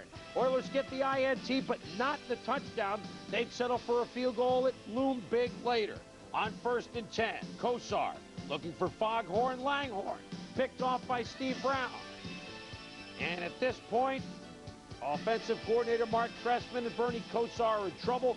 57 total yards offense, 2 INTs in the first half, 10-0 Houston. But in the third quarter, Bud Carson obviously gave a great speech. Kosar takes matters into his own hands. Bernie, how often have you seen it? Answer, not many times. He runs into the end zone. Touchdown, 10-7. Houston lead cut to 3. And then the veteran defenders, Tom. Carl Harrison, Bubba Baker, Clay Matthews, all over 30 years of age, getting great penetration today. Then on 2nd and 13, Baker again into the backfield, knocks this pass down, almost intercepted. Then, after the old defenders come through, watch the play. The flea flicker, Metcalf back to Bernie. To Webster, Slaughter, look at him go, he's wide open, 80 yards. The Browns, turning new pages in their playbook, lead at 14-10. On the next series, though, the Oilers have the answer. Warren Moon going to Curtis Duncan. Beats Felix the Cat Wright and Frank Minifield. Down to the 1. Rozier later scores 17-14 Houston. What a game this looked like it would be. Next series, Slaughter against Patrick Allen. And Patrick Allen makes a fatal mistake, cuts across the field trying to intercept the ball instead of going downfield with the receiver. Webster Slaughter off to the races. 77 yards this time. On 2 plays, 157 yards and 2 touchdowns. Then Metcalf, Langhorn, Kosar. Metcalf sneaks out of the backfield, makes the leaping catch on the razzle-dazzle for 25 yards. And then, have we used all the plays that we have yet? No, I think there's one more. Bernie tells the ref, didn't tell the Oilers. Kosar pitches to Metcalf like his father did. He throws it. Touchdown to Langhorn, 32 yards. Cleveland leads at 28-17. And with the lead, the Browns were teeing off on defense. Warren Moon, nowhere to run, nowhere to hide. Thane Gash nails him. As Glanville looked on, this, though, was a guy looking on with some melancholy thoughts. No catches for Ozzie Newsome, the second longest streak in pro football history, 150 games straight with a catch. Goes by the board, but Cleveland wins at 28-17. Meanwhile, the Bengals had lost 2 in a row in the jungle. Into town came Tampa Bay. Things went in 2s, 2 straight losses. Lars Tate with a big run for Tampa Bay of 46 yards, setting up a TD in a 7-0 lead. Bengals, though, come back with a big run of their own. James Brooks. And look at him make the move right there. 42-yard run of his own, which helped set up a 4th and goal, which Eric Ball shakes off of Mark Robinson. It goes into the end zone since he leads at 14-7. Eric Ball hasn't quite gotten that Ickey Woods cutback down, but I think he's got that power move running over guys and getting into the end zone down. He's got the high step, too. On 4th and 1, the Bucks can't convert. Reggie Williams with the big hit on Lars Tate. But the Bucks find another way to score because on their next possession, Boomer can't handle the snap. The safety makes it 14-9. Vinny to Mark Carrier for a reception, and we told you things happen in 2. Vinny to Carrier again. 17 yards, beats Eric Thomas. Touchdown, Tampa Bay. They lead at 16-14. Great job not only of catching the ball, but right here at the end, you see him glance down and make sure I've got the feet in bounds. Eddie Brown wants to be part of the 2's formula. Boomer's pass. Oh, Eddie. Could have been a touchdown. But he comes back. Catches the 9-yard zip for a TD. 21-16 Cincinnati at the half. Jasna was the 1-2 formula on plays. It was the same way later on. The Bucks fumble. Tim Crumrye picks it up. And on the Bengals' ensuing possession, James Brooks.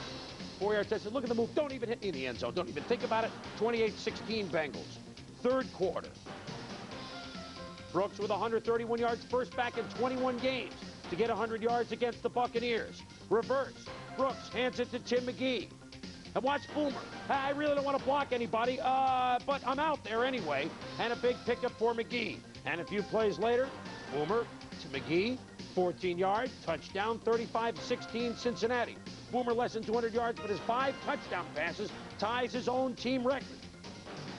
And then another lefty, Eric Wilhelm, steps in to hit Tim McGee for 46 yards. The Bengals scoring touchdowns on 7 straight possessions, rolling the Tampa Bay Buccaneers 56-23. And this is a Bengal team that hadn't reached the end zone for 7 quarters. They score on 7 straight possessions. And Axe, I know you were very intrigued by the way the Bengals were punching it across. Well, I was particularly intrigued with the fact they were still throwing touchdown passes ahead 49-16. I think there's 3 possible reasons. One is because the points might be involved in a tiebreaker. Another is because they certainly want to get work for that crucial man on their roster, Eric Wilhelm. And the third is they were simply running it up. Well, 2 out of 3 isn't bad. I won't go for the tiebreaker part. Looking at the list of tiebreaker things, points in non-conference games are only slightly more important as hours of dignified community service. Well, one service that the Bengals did do was the 3rd highest score in the 80s. The Bengals 56.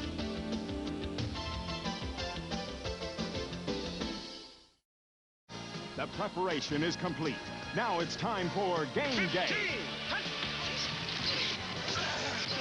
College Game Day previews all the gridiron excitement Saturday morning on ESPN. Welcome back to primetime. 2 teams with very good records. The Philadelphia Eagles and Denver Broncos hooked up for a very good football game at Mile High Stadium this afternoon. They thought it might snow. It did not do that. But, you know, you think you have things figured out, and everything you figured through the first 7 weeks goes by the boards. What are we talking about? Well, you know, Denver has a very good rushing defense, the best in football, and you know the Philly can't run the football. So Randall Cunningham runs it for 24 yards on the first drive of the game. And you figure that's an aberration, but when Randall handed the ball off on regular plays, like this one to Anthony Toney, he finds a big hole in the left side. It's first down at Denver's 21. Eagles on this drive would not throw the ball. They go 96 yards. It will be 96 tiers for the Broncos. Byers, a 16-yard run, 7-0 Philly. Broncos couldn't get started early. Elway picked off by Izell Jenkins. He will get up and lumber it into Bronco territory. Eagles in business again. Philly says, my goodness, we can move the ball on the ground? Well, let's keep it there. And the Eagles run the draw play to Heath Sherman. 10 of the Denver 10.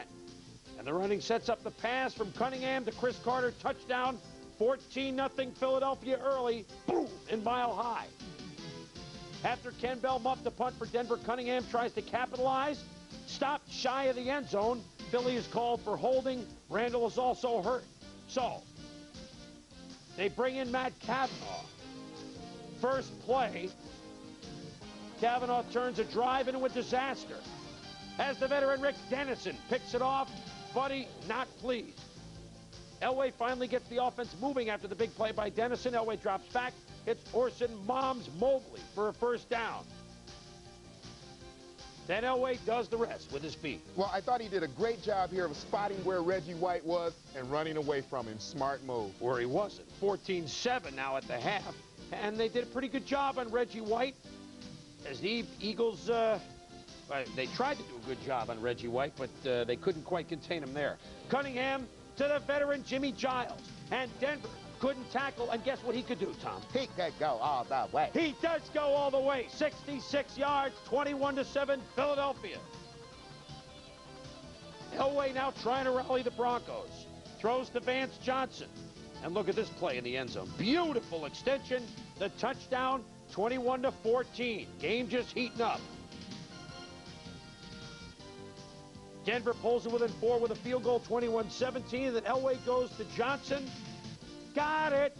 Sets up a Melvin Bratton touchdown for the first time all afternoon. Denver leads at 24-21. Big play, though. John Telchik punts. The ball hits Darren Carrington. William Frizzell recovers for Philly. Cannot advance a muff, but you do get the ball. And it sets up a 1-yard plunge by Byers. 28-24, Philadelphia back in front. Broncos last gasp.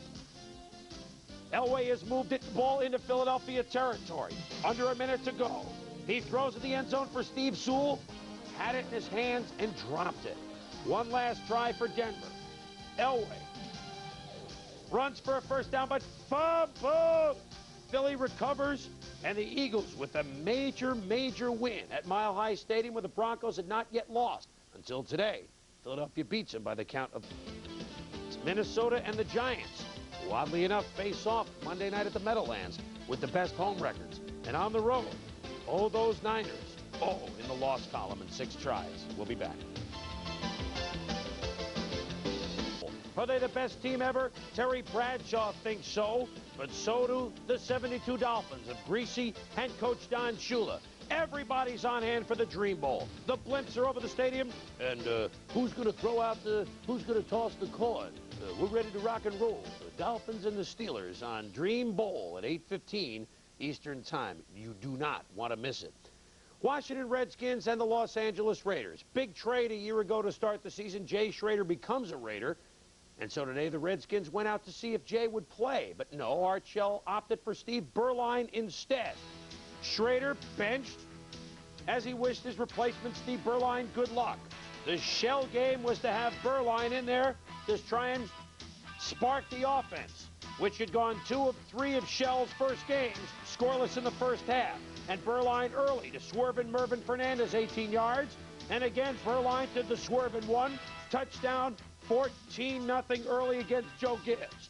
But back come the Skins. And it didn't even result in the offense making the move. The kickoff to Joe Howard at the 1. He makes his move, and he could go all the way. 99 yards. Longest in Skins history. First kickoff return for a touchdown since 78. It's 14-7. From there, though, Howie Long and the defense took over. They had 7 sacks on the afternoon and many tackles behind the line of scrimmage like this one on Jamie Morris. Then, Long sacks Mark Rippon. The only way Rippon could do it was under pressure. The ball tipped at the line by Mike Wise, but Donnie Warren comes up with a deflection. Next play, the Skins looking for the tie. Ernest Biner making moves down to the 13, but fumble. L.A. picks up the football as the Redskins continue to turn the ball over. This time, Jerry Robinson with the pick. Now watch the hit by Jim Lachey. Robinson dazed, but the Skins with 8 turnovers on the day. One guy who was never dazed. Oh, Raiders lead it 24-10. Yeah, we know. Bo knows football. It got worse for Rippon and company. Only one time in Redskins history before today had they suffered 8 turnovers. It was in the 1940 NFL Championship game against the Bears. Bears beat them that day 73-0. That was an Eddie Anderson interception. Eddie Anderson again with an interception. And this time, he'll rumble, bumble, stumble, 45 yards into the end zone. 37-10. The Raiders in a romp. The Skins score a couple of late touchdowns, but it doesn't matter. 37-24. The silver and black is only 2 back. Lions and the Packers at Milwaukee, and the Pete's son Rodney, father Willie, meet before the game. We're going to meet at home plate, guy. We're going to meet at home plate. How you doing? Good. Willie Pete, assistant coach under Lindy Infante. Rodney Pete, quarterback of the Lions today. What a nice, nice affair for father and son. And Rodney made Dad's job a little more difficult when he found Richard Johnson down the sidelines for 39 yards. Then Richard Johnson for a touchdown of 6 yards, 7-0 Detroit. But the real star today, Barry Sanders. Barry Sanders, 123 yards in the first half. He breaks tackles. He makes nice cuts like a little fire hydrant, getting down the field. Well, every fire hydrant I've ever seen has made nice cuts, and Sanders goes 7 yards into the end zone, but illegal block by Keith McDonald. And Wayne Fonts really enjoyed this call.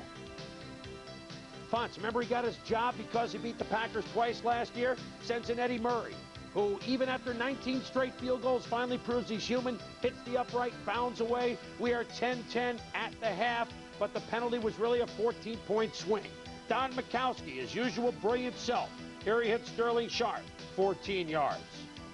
And then the Mikowski to Sharp connection again. 27 yards, down to the Detroit 5. And then the same two, Magic Man to Sharp, 5 yards, 20-10 Pack after 3. Mikowski, 367 yards as the Pack continues to come back. But this one went off Sharp's helmet and into the hands of Jerry Holmes. And with the score 20-13, the Lions were in business. A penalty put them back, but Rodney knows what to do when everyone's covered, Tom. And he doesn't only run when he's in trouble. When he sees an opening, he goes for it, and he knows he can reach it and dives into the end zone for the touchdown. We are tied at 20. Minute 37 to go. Look at Barry Sanders run 30 yards before he's finally brought down to the Packer 40. He finishes with 184 yards on 30 carries. But the Lions wouldn't score because they fumble, and Tim Harris recovers for Green Bay. We go to overtime. First play from scrimmage in overtime after the kickoff is handled by Detroit. Intercepted by Mark Murphy on the pass intended for former Packer Walter Stanley. 4 plays later, Chris Jackie jacks a 39-yard field goal. His third of the game, it's good. And the Pack, they don't do it in the fourth quarter. They do it in overtime this time. Green Bay winning late again, winning over Detroit in Milwaukee by the count of 23-20. 100-yard rushers, you know Barry Sanders was one. 300-yard passers, you know Green, the Jets.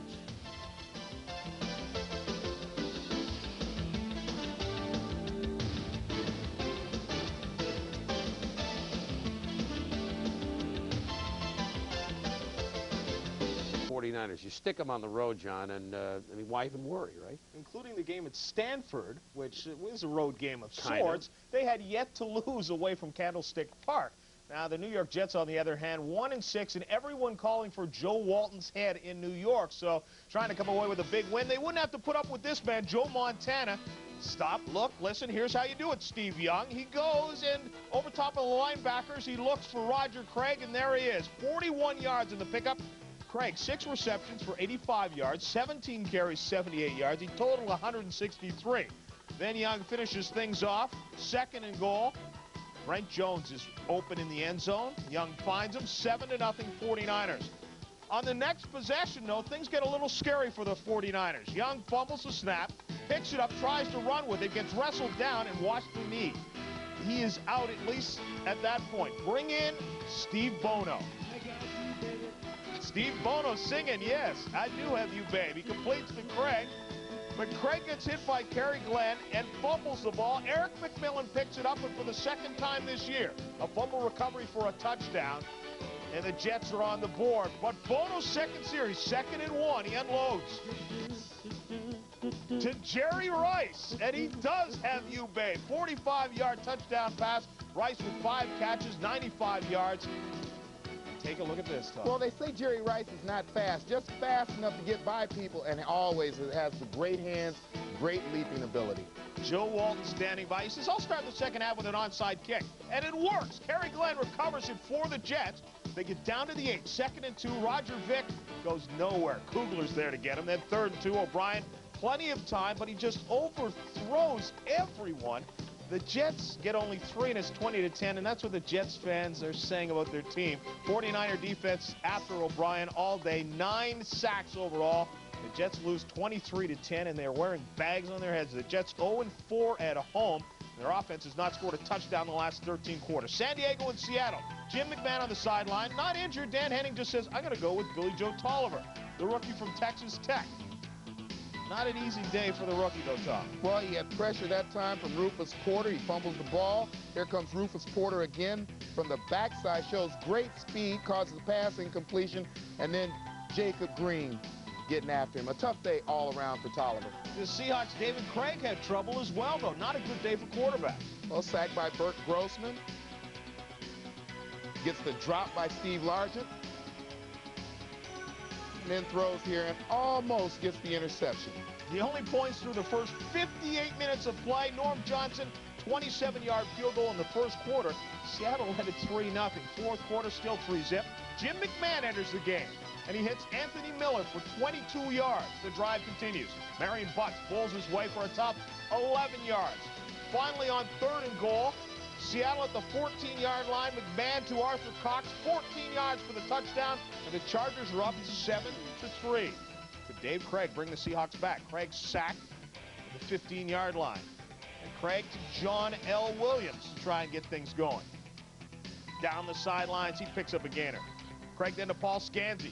The clock continuing to run. You see it's down to under a minute and a half. Craig, the big play to Lewis Clark. Clark cuts it back towards the middle to pick up a big gainer. Then a minute to play to Largent. And Largent has the catch and out of bounds. 1st and 10 at the San Diego 21. Almost a touchdown. Out of bounds to Lewis Clark.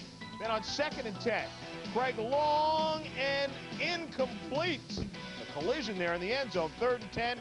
Craig to Brian Blaze. One last try, and this time it's for the touchdown, and the Seahawks win it.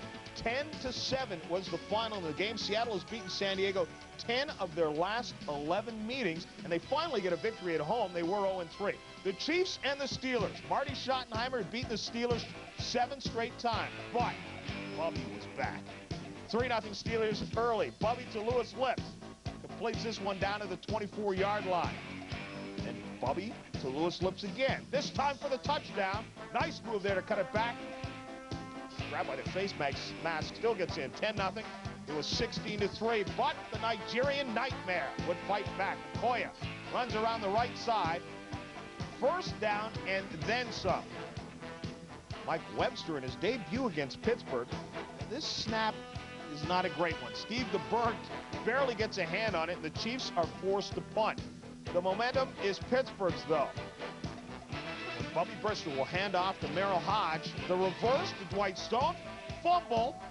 Bill Moss falls on it after it bounces around. Touchdown, Kansas City. Now, he gets a touchdown, but he doesn't know how to celebrate. Bill Moss, as a defensive lineman, has not spiked the ball very often. Hey! All the way off the field. Didn't look like a spike unless you're trying to spike into the first row. Final seconds, Bubby again to Lips, 64 yards on the touchdown as Albert Lewis went for the ball and did not get it. Steelers take the lead back 23-17. Lewis Lips, 7 catches. You see Bobby Brister's numbers, 17 for 27, 255. Chiefs last chance. 1st and goal, Okoye, no. That's how you're supposed to do it, but watch this one. I'd like to see him try that again. When you weigh between 255 and 260, don't jump. Run it through. 3rd and goal, DeBerg can't hear, so he backs off. It's too much noise, he says, but the officials say no. You should have played, delay a game. Marty Schottenheimer is livid. Now a passing situation. DeBerg is intercepted by Rod Woodson, and the Steelers win it 23-17 is the final. The Steelers, who started so horribly, are now 4-4. They're 2nd in the AFC Central.